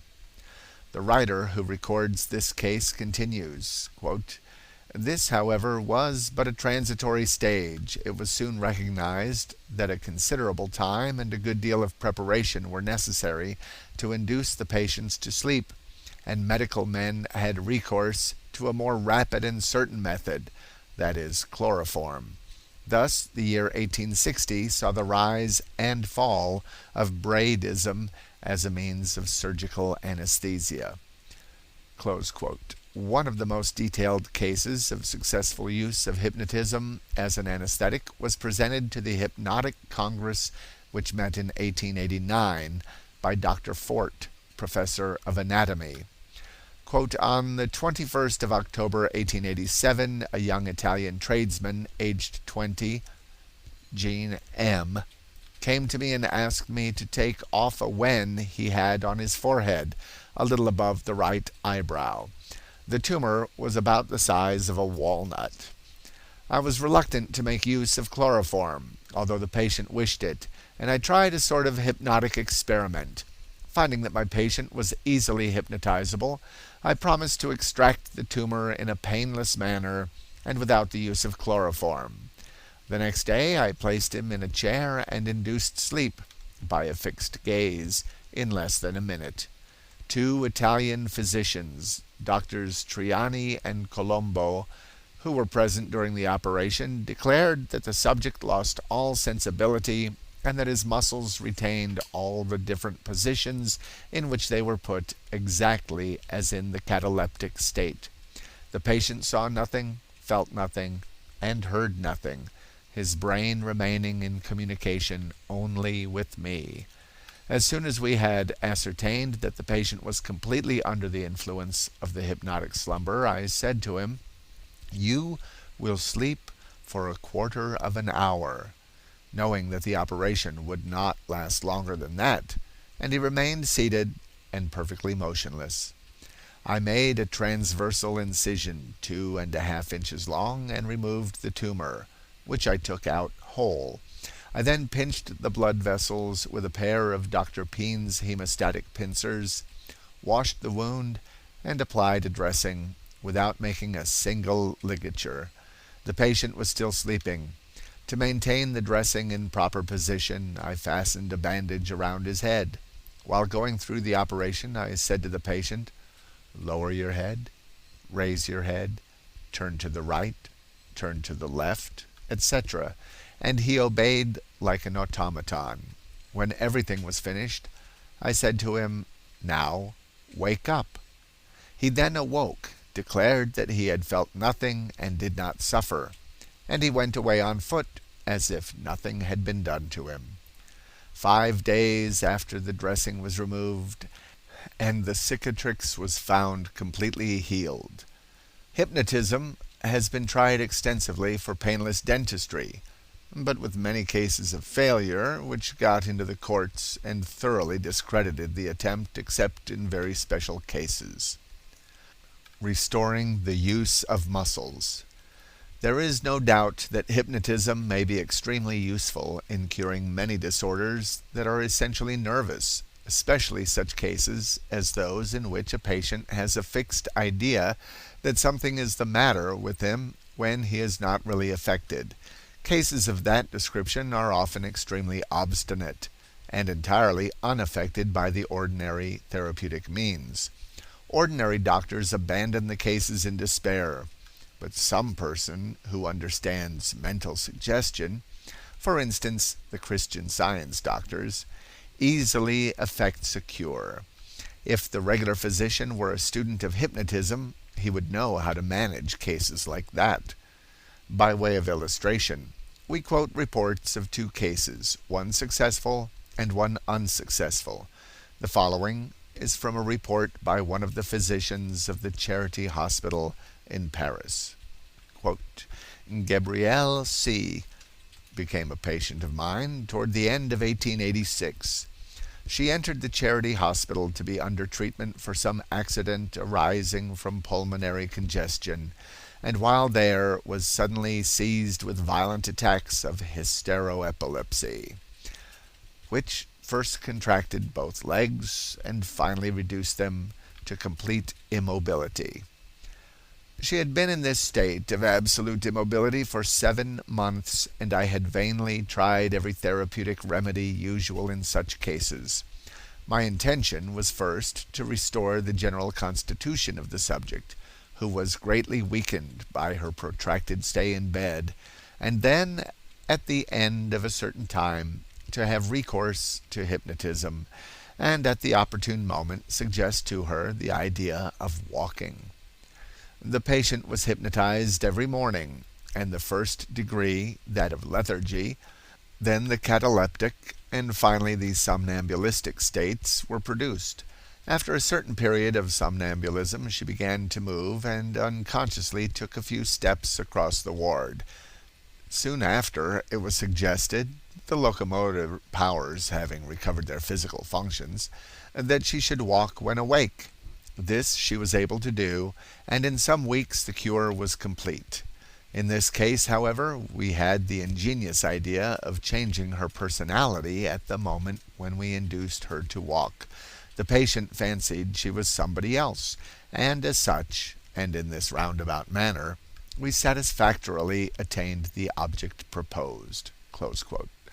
The following is Professor Delboeuf's account of Dr. Bernheim's mode of suggestion at the hospital at Nancy. A robust old man of about 75 years of age, paralyzed by sciatica, which caused him intense pain, was brought in. He could not put a foot to the ground without screaming in pain. "Lie down, my poor friend, I will soon relieve you," Dr. Bernheim says. "That is impossible, doctor." "You will see." "Yes, we shall see, but I tell you we shall see nothing." On hearing this answer, I thought suggestion will be of no use in this case. The old man looked sullen and stubborn. Strangely enough, he soon went off to sleep, fell into a state of catalepsy, and was insensible when pricked. But when Monsieur Bernheim said to him, "Now you can walk," he replied, "No, I cannot. You are telling me to do an impossible thing." Although Monsieur Bernheim failed in this instance, I could not but admire his skill. After using every means of persuasion, insinuation, and coaxing, he suddenly took up an imperative tone, and in a sharp, abrupt voice that did not admit a refusal, said, "I tell you, you can walk. Get up." "Very well," replied the old fellow. "I must if you insist upon it." And he got out of bed. No sooner, however, had his foot touched the floor than he screamed even louder than before. Monsieur Bernheim ordered him to step out. "You tell me to do what is impossible," he again replied, and he did not move. He had to be allowed to go to bed again, and the whole time the experiment lasted he maintained an obstinate and ill-tempered air. Close quote. These two cases give an admirable picture of the cases that can be and those that cannot be cured by hypnotism or any other method of mental suggestion. Hallucination. Hallucinations, says a medical authority, are very common among those who are partially insane. They occur as a result of fever and frequently accompany delirium. They result from an impoverished condition of the blood, especially if it is due to starvation, indigestion, and the use of drugs like belladonna, hyoscyamus, stramonium, opium, chloral, cannabis indica, and many more that might be mentioned. Large numbers of cases of attempted cure by hypnotism, successful and unsuccessful, might be quoted. There is no doubt that in the lighter forms of partial insanity, hypnotism may help many patients, though not all. But when the disease of the brain has gone farther, especially when a well-developed lesion exists in the brain, mental treatment is of little avail, even if it can be practiced at all. A few general remarks by Dr. Bernheim will be interesting. Says he, quote, "The mode of suggestion should be varied and adapted to the special suggestibility of the subject. A simple word does not always suffice in impressing the idea upon the mind. It is sometimes necessary to reason, to prove, to convince. In some cases to affirm decidedly, in others to insinuate gently. For in the condition of sleep, just as in the waking condition, the moral individuality of each subject persists according to his character, his inclinations, his impressionability, etc. Hypnosis does not run all subjects into a uniform mold and make pure and simple automatons out of them, moved solely by the will of the hypnotist. It increases cerebral docility. It makes the automatic activity preponderate over the will, but the latter persists to a certain degree. The subject thinks, reasons, discusses, accepts more readily than in the waking condition, but does not always accept, especially in the light degrees of sleep. In these cases, we must know the patient's character, his particular psychical condition, in order to make an impression upon him." End quote. Bad habits. The habit of the excessive use of alcoholic drinks, morphine, tobacco, or the like may often be decidedly helped by hypnotism, if the patient wants to be helped. The method of operation is simple. The operator hypnotizes the subject, and when he is in deep sleep, suggests that on awakening, he will feel a deep disgust for the article he is in the habit of taking, and if he takes it, will be affected by nausea or other unpleasant symptoms. In most cases, the suggested result takes place, provided the subject can be hypnotized at all, but unless the patient is himself anxious to break the habit fixed upon him, the unpleasant effects soon wear off, and he is as bad as ever. Dr. Koch treated a large number of cases, which he reports in detail in his book on hypnotism. In a fair proportion of the cases he was successful, in some cases completely so. In other cases he failed entirely, owing to lack of moral stamina in the patient himself. His conclusions seem to be that hypnotism may be made a very effective aid to moral suasion, but after all, character is the chief force which throws off such habits once they are fixed. The morphine habit is usually the result of a doctor's prescription at some time, and it is practiced more or less involuntarily. Such cases are often materially helped by the proper suggestions. The same is true of bad habits in children. The weak may be strengthened by the stronger nature, and hypnotism may come in as an effective aid to moral influence. Here again, character is the deciding factor. Dr. James R. Koch devotes a considerable part of his book on hypnotism to the use of hypnotism in medical practice, and for further interesting details, the reader is referred to that able work. End of section 12. Section 13 of Complete Hypnotism. Complete Hypnotism, Mesmerism, Mind Reading, and Spiritualism by A. Alpheus. Chapter 10. Hypnotism of Animals, Snake Charming. We are familiar with the snake charmer and the charming of birds by snakes. How much hypnotism there is in these performances it would be hard to say.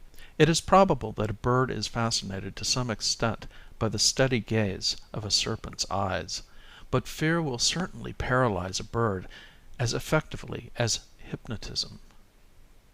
Father Kircher was the first to try a familiar experiment with hens and cocks.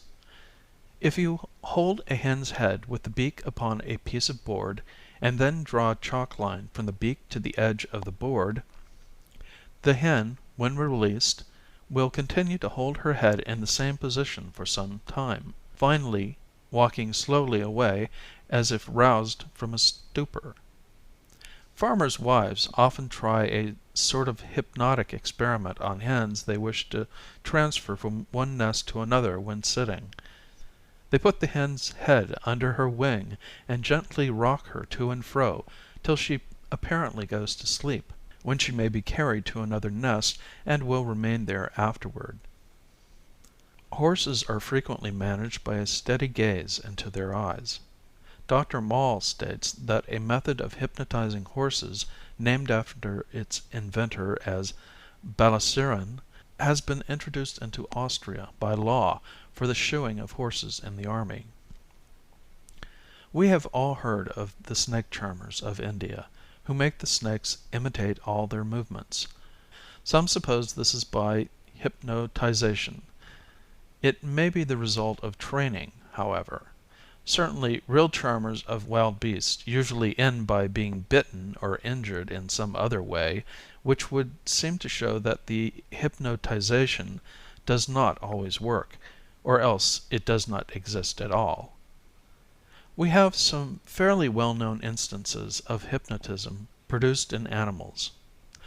La Fontaine, the magnetizer, some 30 years ago, held public exhibitions in Paris in which he reduced cats, dogs, squirrels, and lions to such complete insensibility that they felt neither pricks nor blows. The Harveys, or Sillies of Egypt, impart to the ringed snake the appearance of a stick by pressure on the head, which induces a species of tetanus, says E.W. Lane.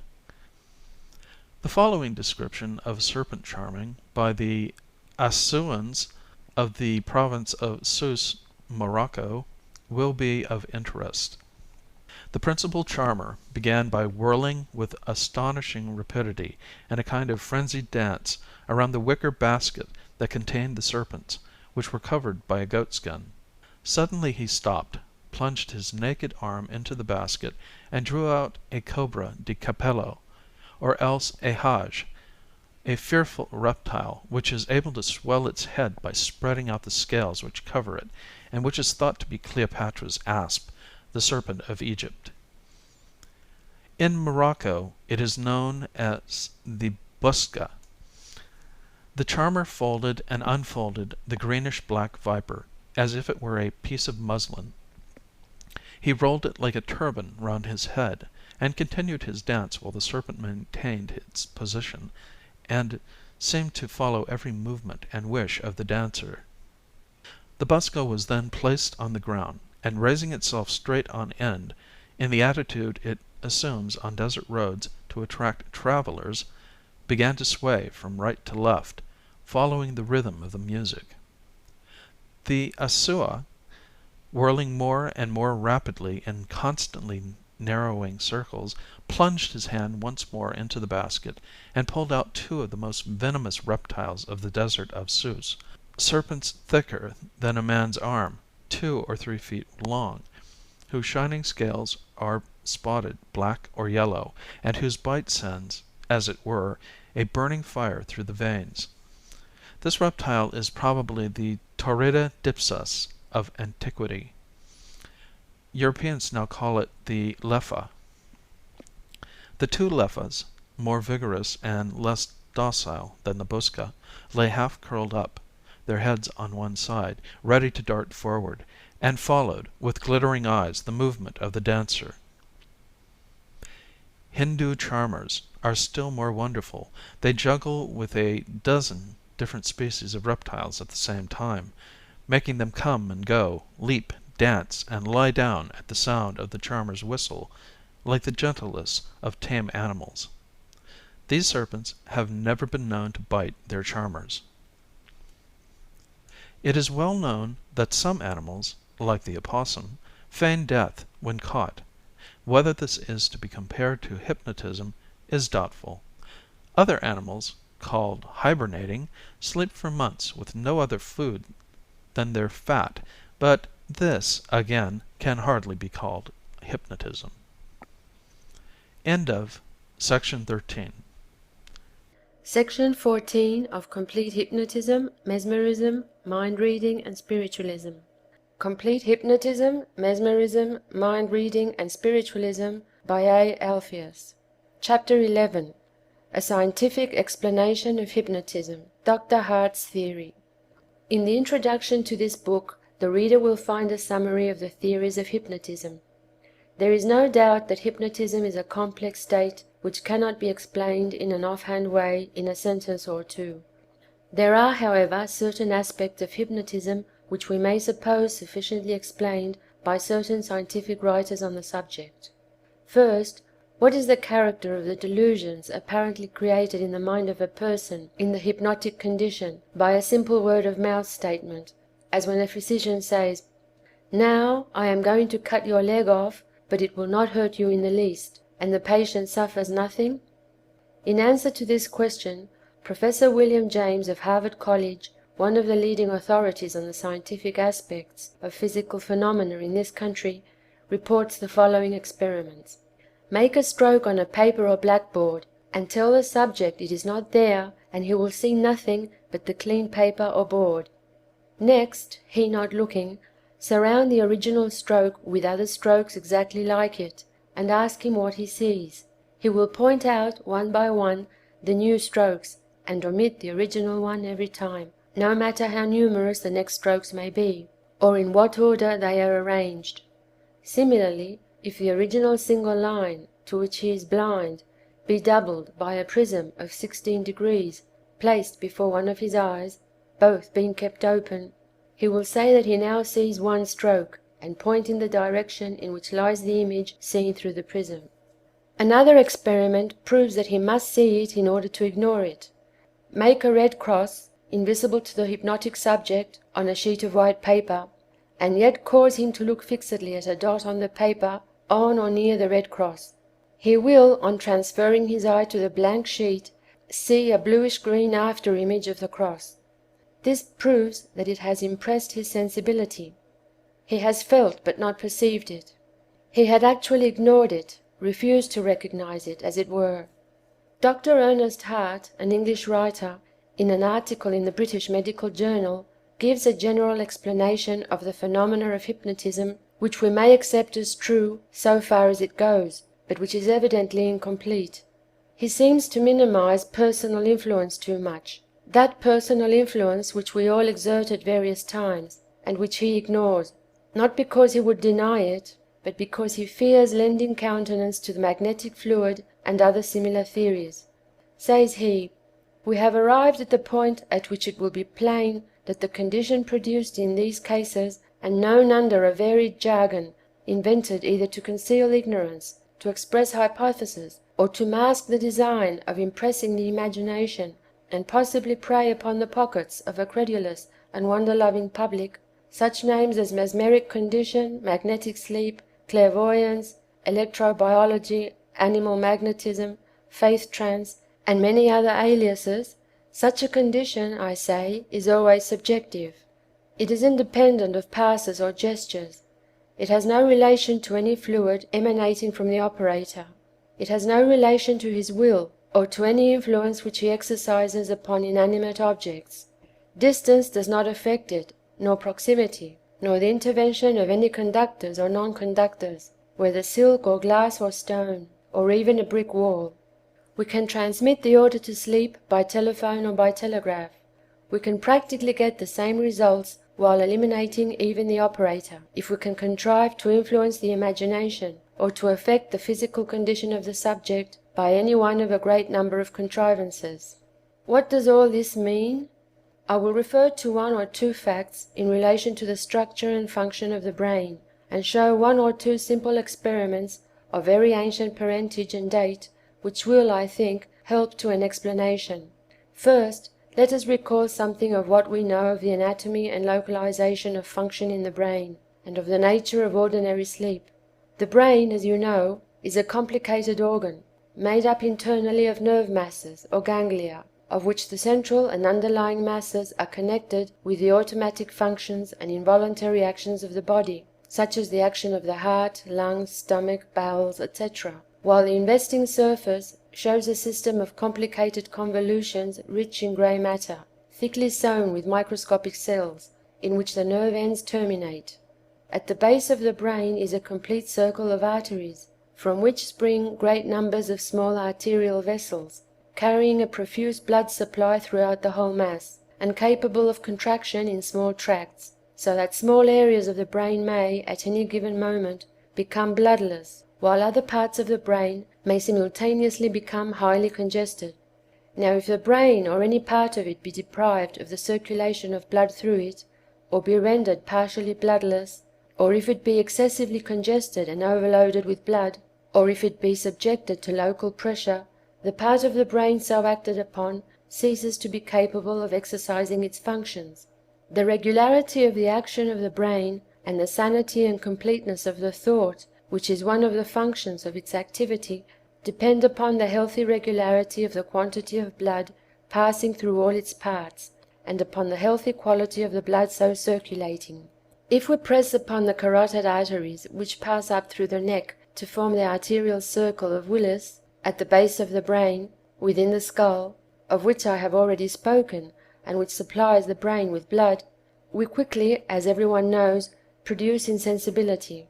Thought is abolished, consciousness lost, and if we continue the pressure, all those automatic actions of the body, such as the beating of the heart, the breathing motions of the lungs, which maintain life and are controlled by the lower brain centers of ganglia, are quickly stopped, and death ensues. We know by observation in cases where portions of the skull have been removed, either in men or in animals, that during natural sleep the upper part of the brain, its convoluted surface, which in health and in the waking state is faintly pink, like a blushing cheek, from the color of the blood circulating through the network of capillary arteries, becomes white and almost bloodless. It is in these upper convolutions of the brain, as we also know, that the will and the directing power are resident, so that in sleep the will is abolished and consciousness fades gradually away, as the blood is pressed out by the contraction of the arteries. So also the consciousness and the directing will may be abolished by altering the quality of the blood passing through the convolutions of the brain. We may introduce a volatile substance, such as chloroform, and its first effect will be to abolish consciousness and induce profound slumber and a blessed insensibility to pain.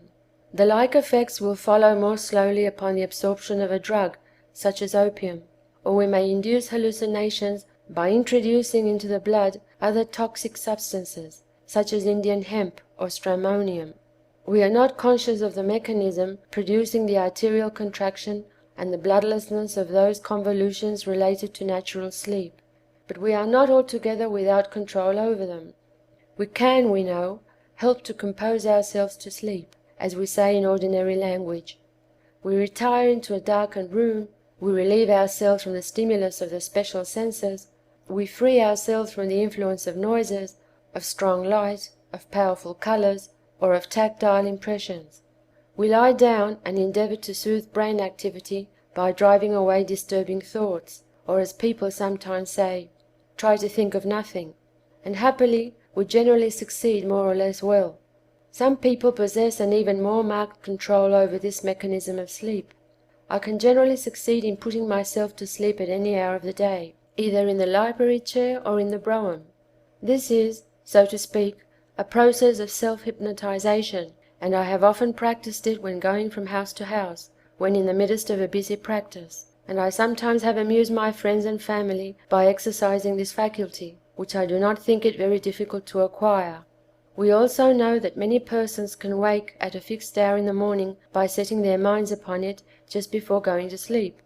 Now there is something here which deserves a little further examination, but which it would take too much time to develop fully at present. Most people know something of what is meant by reflex action. The nerves which pass from the various organs to the brain convey with great rapidity messages to its various parts, which are answered by reflected waves of impulse. If the soles of the feet be tickled, contraction of the toes, or involuntary laughter will be excited, or perhaps only a shuddering and skin contraction, known as goose skin. The irritation of the nerve end in the skin has carried a message to the involuntary or voluntary ganglia of the brain, which has responded by reflecting back again nerve impulses which have contracted the muscles of the feet or skin muscles, or have given rise to associated ideas and explosion of laughter. In the same way, if during sleep heat be applied to the soles of the feet, dreams of walking over hot surfaces, Vesuvius or Fujiyama, or still hotter places, may be produced, or dreams of adventure on frozen surfaces or in Arctic regions may be created by applying ice to the feet of the sleeper. Here then it is seen that we have a mechanism in the body, known to physiologists as the ideomotor or sensory motor system of nerves, which can produce, without the consciousness of the individual and automatically, a series of muscular contractions. And remember that the coats of the arteries are muscular and contractile under the influence of external stimuli, acting without the help of the consciousness, or when the consciousness is in abeyance. I will give another example of this, which completes the chain of phenomena in the natural brain and the natural body I wish to bring under notice, in explanation of the true, as distinguished from the false, or falsely interpreted, phenomena of hypnotism, mesmerism, and electrobiology. I will take the excellent illustration quoted by Dr. B. W. Carpenter in his old-time but valuable book on the physiology of the brain. When a hungry man sees food, or when, let us say, a hungry boy looks into a cook-shop, he becomes aware of a watering of the mouth and a gnawing sensation at the stomach. What does this mean? It means that the mental impression made upon him by the welcome and appetizing spectacle has caused a secretion of saliva and of gastric juice. That is to say, the brain has, through the ideomotor set of nerves, sent a message which has dilated the vessels around the salivary and gastric glands, increased the flow of blood through them, and quickened their secretion. Here we have, then, a purely subjective mental activity acting through a mechanism of which the boy is quite ignorant, and which he is unable to control, and producing that action on the vessels of dilation and contraction which, as we have seen, is the essential condition of brain activity and the evolution of thought, and is related to the quickening or the abolition of consciousness, and to the activity or abeyance of function in the will centers and upper convolutions of the brain, as in its other centers of localization. Here then we have something like a clue to the phenomena which, as I have pointed out, are similar to and have much in common with mesmeric sleep, hypnotism, or electrobiology. We have already, I hope, succeeded in eliminating from our minds the false theory, that is to say, experimentally proved to be false, that the will, or the gestures, or the magnetic or vital fluid of the operator are necessary for the abolition of the consciousness and the abeyance of the will of the subject. We now see that ideas arising in the mind of the subject are sufficient to influence the circulation in the brain of the person operated on, and such variations of the blood supply of the brain as are adequate to produce sleep in the natural state, or artificial slumber, either by total deprivation or by excessive increase or local aberration in the quantity or quality of blood. In a like manner it is possible to produce coma and prolonged insensibility by pressure of the thumbs on the carotid, or hallucination, dreams, and visions by drugs or by external stimulation of the nerves. Here again the consciousness may be only partially affected, and the person in whom sleep, coma, or hallucination is produced, whether by physical means or by the influence of suggestion, may remain subject to the will of others and incapable of exercising his own volition. In short, Dr. Hart's theory is that hypnotism comes from controlling the blood supply of the brain, cutting off the supply from parts or increasing it in other parts.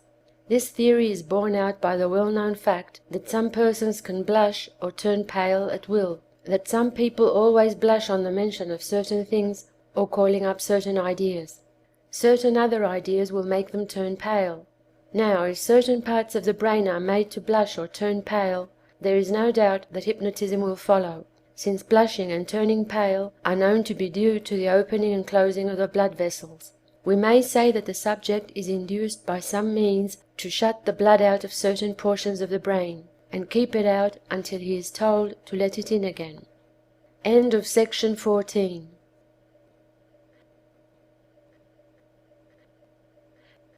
Section 15 of Complete Hypnotism. Complete Hypnotism, Mesmerism, Mind Reading, and Spiritualism by A. Alpheus. Chapter 12. Telepathy and Clairvoyance. Peculiar Power in Hypnotic State. Experiments. Phantasms of the Living. Explained by Telepathy. It has already been noticed that persons in the hypnotic state seem to have certain of their senses greatly heightened in power. They can remember, see, and hear things that ordinary persons would be entirely ignorant of. There is abundant evidence that a supersensory perception is also developed, entirely beyond the most highly developed condition of the ordinary senses, such as being able to tell clearly what some other person is doing at a great distance. In view of the discovery of the X or Röntgen ray, the ability to see through a stone wall does not seem so strange as it did before that discovery. It is on power of supersensory or extrasensory perception that what is known as telepathy and clairvoyance are based. That such things really exist, and are not wholly a matter of superstitions, has been thoroughly demonstrated in a scientific way by the British Society for Psychical Research, and kindred societies in various parts of the world. Strictly speaking, such phenomena as these are not a part of hypnotism, but our study of hypnotism will enable us to understand them to some extent, and the investigation of them is a natural corollary to the study of hypnotism, for the reason that it has been found that these extraordinary powers are often possessed by persons under hypnotic influence. Until the discovery of hypnotism, there was little to go on in conducting a scientific investigation, because clairvoyance could not be produced by any artificial means, and so could not be studied under proper restrictive conditions. We will first quote two experiments performed by Dr. Cocke, which the writer heard him describe with his own lips. The first case was that of a girl suffering from hysterical tremor. The doctor had hypnotized her for the cure of it, and accidentally stumbled on an example of thought transference. She complained on one occasion of a taste of spice in her mouth. As the doctor had been chewing some spice, he at once guessed that this might be telepathy. Nothing was said at the time, but the next time the girl was hypnotized, the doctor put a quinine tablet in his mouth. The girl at once asked for water, and said she had a very bitter taste in her mouth. The water was given her, and the doctor went behind a screen, where he put cayenne pepper in his mouth, severely burning himself. No one but the doctor knew of the experiment at the time, and the girl immediately cried and became so hysterical that she had to be awakened. The burning in her mouth disappeared as soon as she came out of the hypnotic state. but the doctor continued to suffer. Nearly 300 similar experiments with 36 different subjects were tried by Dr. Cocke, and of these 69 were entirely successful. The others were doubtful or complete failures. The most remarkable of the experiments may be given in the doctor's own words. "I told the subject to remain perfectly still for 5 minutes, and to relate to me at the end of this time any sensation he might experience. I passed into another room, and closed the door and locked it, went into a closet in the room and closed the door after me, took down from a shelf first a linen sheet, then a pasteboard box, then a toy engine, owned by a child in the house. I went back to my subject and asked him what experience he had had. He said, I seemed to go into another room, and from thence into a dark closet. I wanted something off a shelf, but did not know what. I took down from that shelf a piece of smooth cloth, a long square pasteboard box, and a tin engine. These were all the sensations he had experienced. I asked him if he saw the articles with his eyes which I had removed from the shelf. He answered that the closet was dark and that he only felt them with his hands. I asked him how he knew that the engine was tin. He said, but the sound of it. As my hands touched it, I heard the wheels rattle. Now the only sound made by me while in the closet was simply the rattling of the wheels of the toy as I took it off the shelf. This could not possibly have been heard, as the subject was distant from me 2 large rooms, and there were 2 closed doors between us, and the noise was very slight. Neither could the subject have judged where I went, as I had on light slippers which made no noise. The subject had never visited the house before, and naturally did not know the contents of the closet, as he was carefully observed from the moment he entered the house. Many similar experiments are on record. Persons in the hypnotic condition have been able to tell what other persons were doing in distant parts of a city, could tell the pages of the books they might be reading and the numbers of all sorts of articles. While in London, the writer had an opportunity of witnessing a performance of this kind. There was a young boy who seemed to have this peculiar power. A queer old desk had come into the house from Italy, and as it was a valuable piece of furniture, the owner was anxious to learn its pedigree. Without having examined the desk beforehand in any way, the boy, during one of his trances, said that in certain place a secret spring would be found which would open an unknown drawer, and behind that drawer would be found the name of the maker of the desk and the date 1639. The desk was at once examined, and the name and date found exactly as described. It is clear, in this case, that this information could not have been in the mind of anyone, unless it were some person in Italy whence the desk had come. It is more likely that the remarkable supersensory power given enabled reading through the wood. We may now turn our attention to another class of phenomena of great interest, and that is the visions persons in the ordinary state have of friends who are on the point of death. It would seem that by an extraordinary effort, the mind of a person in the waking state might be impressed through a great distance. At the moment of death, an almost superhuman mental effort is more likely and possible than at any other time, and it is peculiar that these visions or phantasms are largely confined to that moment. The natural explanation that rises to the ordinary mind is, of course, spirits. This supposition is strengthened by the fact that the visions sometimes appear immediately after death, as well as at the time and just before.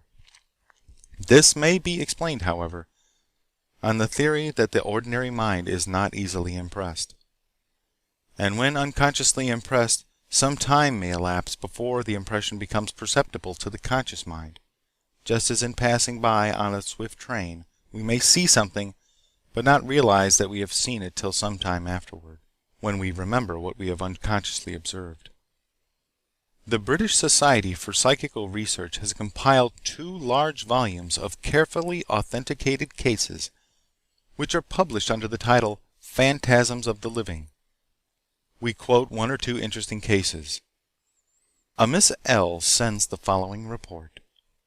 January 4th, 1886. On one of the last days of July, about the year 1860, at 3 o'clock p.m., I was sitting in the drawing room at the rectory, reading, and my thoughts entirely occupied. I suddenly looked up and saw most distinctly a tall, thin old gentleman enter the room and walk to the table. He wore a peculiar old-fashioned cloak, which I recognized as belonging to my great uncle. I then looked at him closely, and remembered his features and appearance perfectly, although I had not seen him since I was quite a child. In his hand was a roll of paper, and he appeared to be very agitated. I was not in the least alarmed, as I firmly believed he was my uncle, not knowing then of his illness. I asked him if he wanted my father, who, as I said, was not at home. He then appeared still more agitated and distressed, but made no remark. He then left the room, passing through the open door. I noticed that, although it was a very wet day, there was no appearance of his having walked either in mud or rain. He had no umbrella, but a thick walking stick, which I recognized at once when my father brought it home after the funeral. On questioning the servants, they declared that no one had rung the bell, neither did they see anyone enter. My father had a letter by the next post, asking him to go at once to my uncle, who was very ill, in Leicestershire. He started at once, but on his arrival was told that his uncle had died at exactly 3 o'clock that afternoon, and had asked for him by name several times in an anxious and troubled manner, and a roll of paper was found under his pillow. I may mention that my father was his only nephew, and having no son, he always led him to think that he would have a considerable legacy. Such, however, was not the case, and it is supposed that, as they were always good friends, he was influenced in his last illness, and probably, when too late, he wished to alter his will. In answer to inquiries, Miss L. adds, I told my mother and an uncle at once about the strange appearance before the news arrived, and also my father directly he returned, all of whom are now dead. They advised me to dismiss it from my memory, but agreed that it could not be imagination, as I described my uncle so exactly, and they did not consider me to be either of a nervous or superstitious temperament. I am quite sure that I have stated the facts truthfully and correctly. The facts are as fresh in my memory as if they happened only yesterday, although so many years have passed away. I can assure you that nothing of the sort ever occurred before or since. Neither have I been subject to nervous or imaginative fancies. This strange apparition was in broad daylight, and as I was only reading the illustrated newspaper, there was nothing to excite my imagination. Hundreds of cases of this kind have been reported by persons whose truthfulness cannot be doubted, and every effort has been made to eliminate possibility of hallucination or accidental fancy. That things of this kind do occur may be said to be scientifically proven. Such facts as these have stimulated experiment in the direction of testing thought transference. These experiments have usually been in the reading of numbers and names, and a certain measure of success has resulted. It may be added, however, that no claimants ever appeared for various banknotes deposited in strong boxes, to be turned over to anyone who would read the numbers. Just why success was never attained under these conditions it would be hard to say. The writer once made a slight observation in this direction. When matching pennies with his brother, he found that if the other looked at the penny, he could match nearly every time. There may have been some unconscious expression of face that gave the clue. Persons in hypnotic trance are expert muscle readers. For instance, let such a person take your hand and then go through the alphabet, naming the letters. If you have any word in your mind, as the muscle reader comes to each letter, the muscles will unconsciously contract. By giving attention to the muscles, you can make them contract on the wrong letters and entirely mislead such a person. End of section 15. Recording by Elliot Miller, Oswego, Illinois. Section 16 of Complete Hypnotism. Complete Hypnotism, Mesmerism, Mind Reading, and Spiritualism. By A. Alpheus. Chapter 13. The Confessions of Medium. Spiritualistic Phenomena Explained on Theory of Telepathy. Interesting statement of Mrs. Piper, the famous medium of the Psychical Research Society. The subject of spiritualism has been very thoroughly investigated by the Society for Psychical Research, both in England and this country, and under circumstances so peculiarly advantageous that a world of light has been thrown on the connection between hypnotism and this strange phenomenon. Professor William James, the professor of psychology at Harvard University, was fortunate enough some years ago to find a perfect medium who was not a professional, and whose character was such as to preclude fraud. This was Mrs. Leona E. Piper of Boston. For many years she remained in the special employ of the Society for Psychical Research, and the members of that society were able to study her case under every possible condition through a long period of time.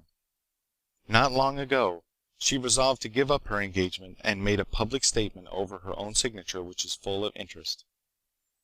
A brief history of her life and experiences will go far toward furnishing the general reader a fair explanation of clairvoyant and spiritualistic phenomena.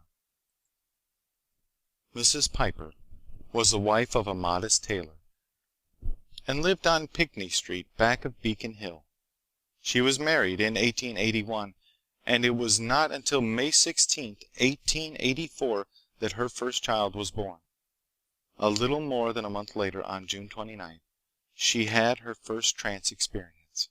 Says she, "I remember the date distinctly, because it was 2 days after my first birthday following the birth of my first child." She had gone to Dr. J. R. Koch, the great authority on hypnotism and a practicing physician of highly scientific attainments.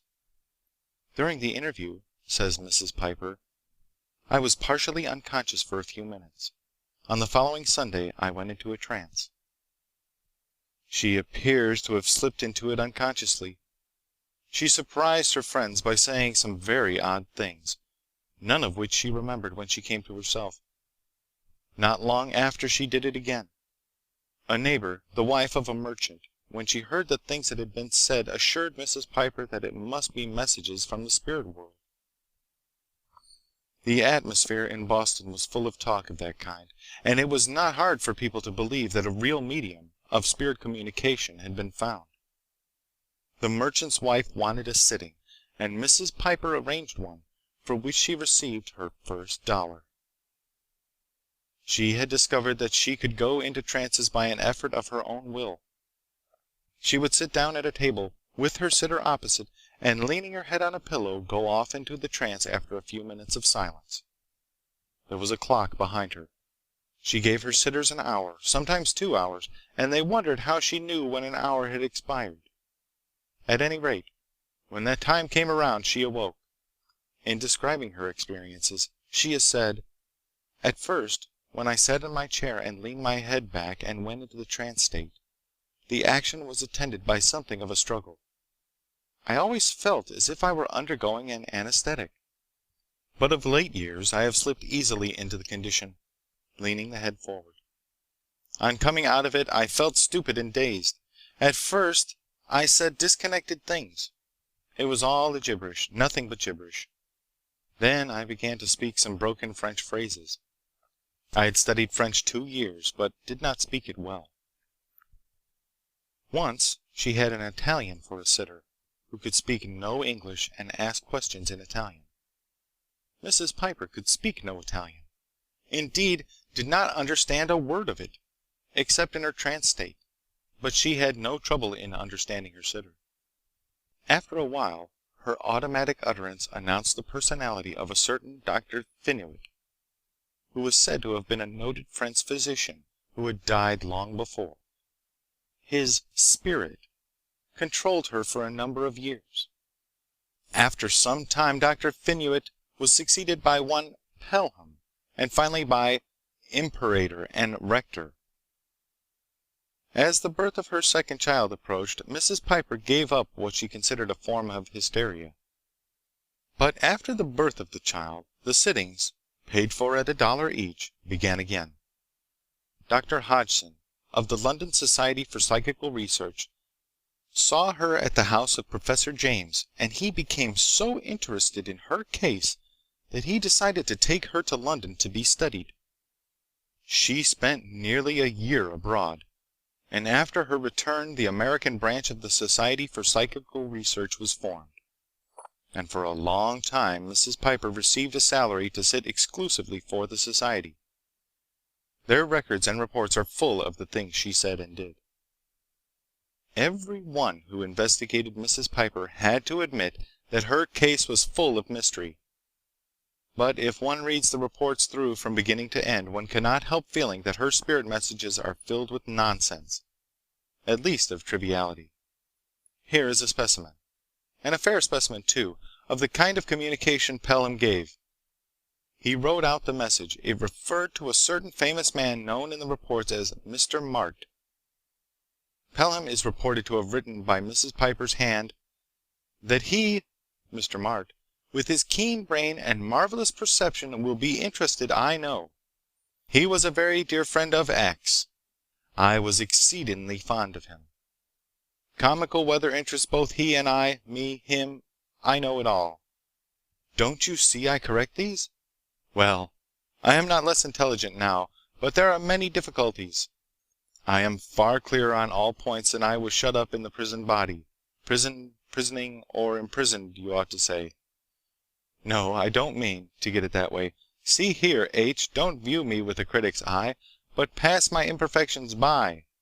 Of course, I know all that as well as anybody on your sphere, of course.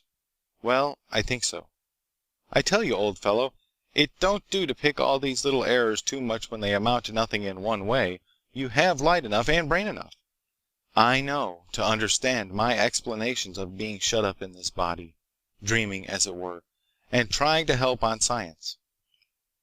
Some people would say that Pelham had had a little too much whiskey toddy when he wrote that rambling and meaningless string of words. Or we can suppose that Mrs. Piper was dreaming. We see in the last sentence a curious mixture of ideas that must have been in her mind. She herself says, I do not see how anybody can look on all that as testimony from another world. I cannot see but that it must have been a conscious expression of my subliminal self, writing such stuff as dreams are made of. In another place, Mrs. Piper makes the following direct statement. I have never heard of anything being said by myself while in a trance state which might not have been latent in 1. My own mind, 2. In the mind of the person in charge of the sitting, 3. In the mind of the person who was trying to get communication with someone in another state of existence, or some companion present with such person, or 4. In the mind of some absent person alive somewhere else in the world. Writing in the Psychological Review in 1898, Professor James says, Mrs. Piper's trance memory is no ordinary human memory, and we have to explain its singular perfection either as the natural endowment of her solitary subliminal self, or as a collection of distinct memory systems, each with a communicating spirit as its vehicle. The spirit hypothesis exhibits a vacancy, triviality, and incoherence of mind painful to think of as the state of the departed, and coupled with a pretension to impress one, a disposition to fish and face around and disguise the essential hollowness which is, if anything, more painful still. Mr. Hodgson has to resort to the theory that, although the communicants probably are spirits, they are in a semi-comatose or sleeping state while communicating, and only half aware of what is going on, while the habits of Mrs. Piper's neural organism largely supply the definite form of words, etc., in which the phenomenon is clothed. After considering other theories, Professor James concludes, the world is evidently more complex than we are accustomed to think it, the absolute world ground in particular being farther off than we are wont to think it. Mrs. Piper is reported to have said, of what occurs after I enter the trance period I remember nothing. Nothing of what I said or what was said to me. I am but a passive agent in the hands of powers that control me. I can give no account of what becomes of me during a trance. The wisdom and inspired eloquence of which of late has been conveyed to Dr. Hodgson through my mediumship is entirely beyond my understanding. I do not pretend to understand it, and can give no explanation. I simply know that I have the power of going into a trance when I wish. Professor James says, the Piper phenomena are the most absolutely baffling thing I know. Professor Hudson, Ph.D., LL.D., author of The Law of Psychic Phenomena, comes as near giving an explanation of spiritualism, so-called, as anyone.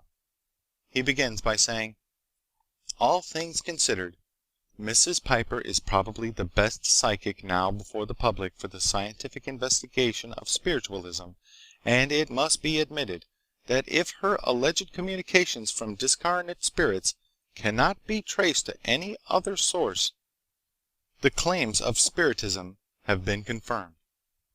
Then he goes on. A few words, however, will make it clear to the scientific mind that her phenomena can be easily accounted for on purely psychological principles. Thus, man is endowed with a dual mind, or two minds, or states of consciousness, designated respectively as the objective and the subjective. The objective mind is normally unconscious of the content of the subjective mind. The latter is constantly amenable to control by suggestion, and it is exclusively endowed with the faculty of telepathy.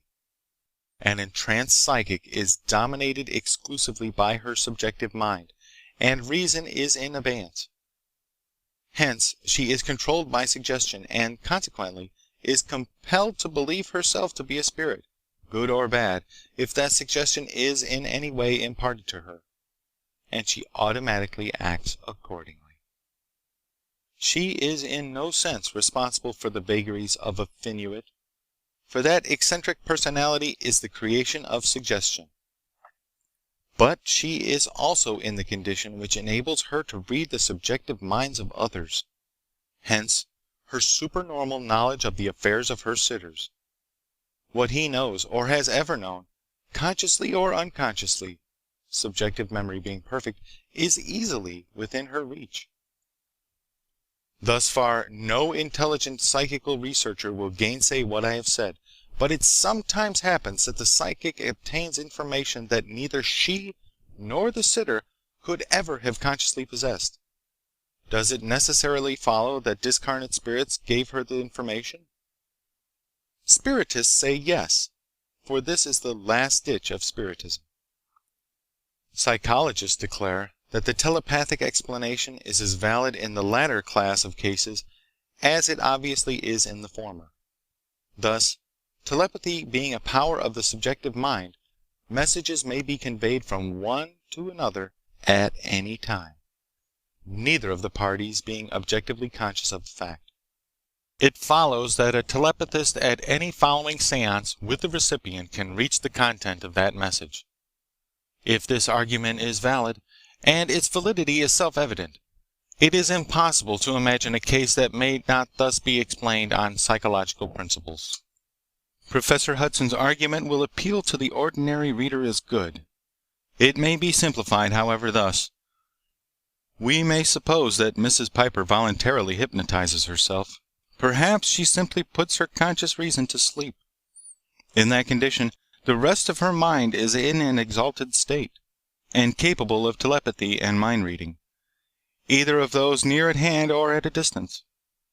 Her reason being asleep, she simply dreams, and the questions of her sitter are made to fit into her dream. If we regard mediums as persons who have the power of hypnotizing themselves, and then of doing what we know persons who have been hypnotized by others sometimes do, we have an explanation that covers the whole case perfectly. At the same time, as Professor James warns us, we must believe that the mind is far more complex than we are accustomed to think it. End of chapter 16. Recording by Elliot Miller, Oswego, Illinois, June 2009.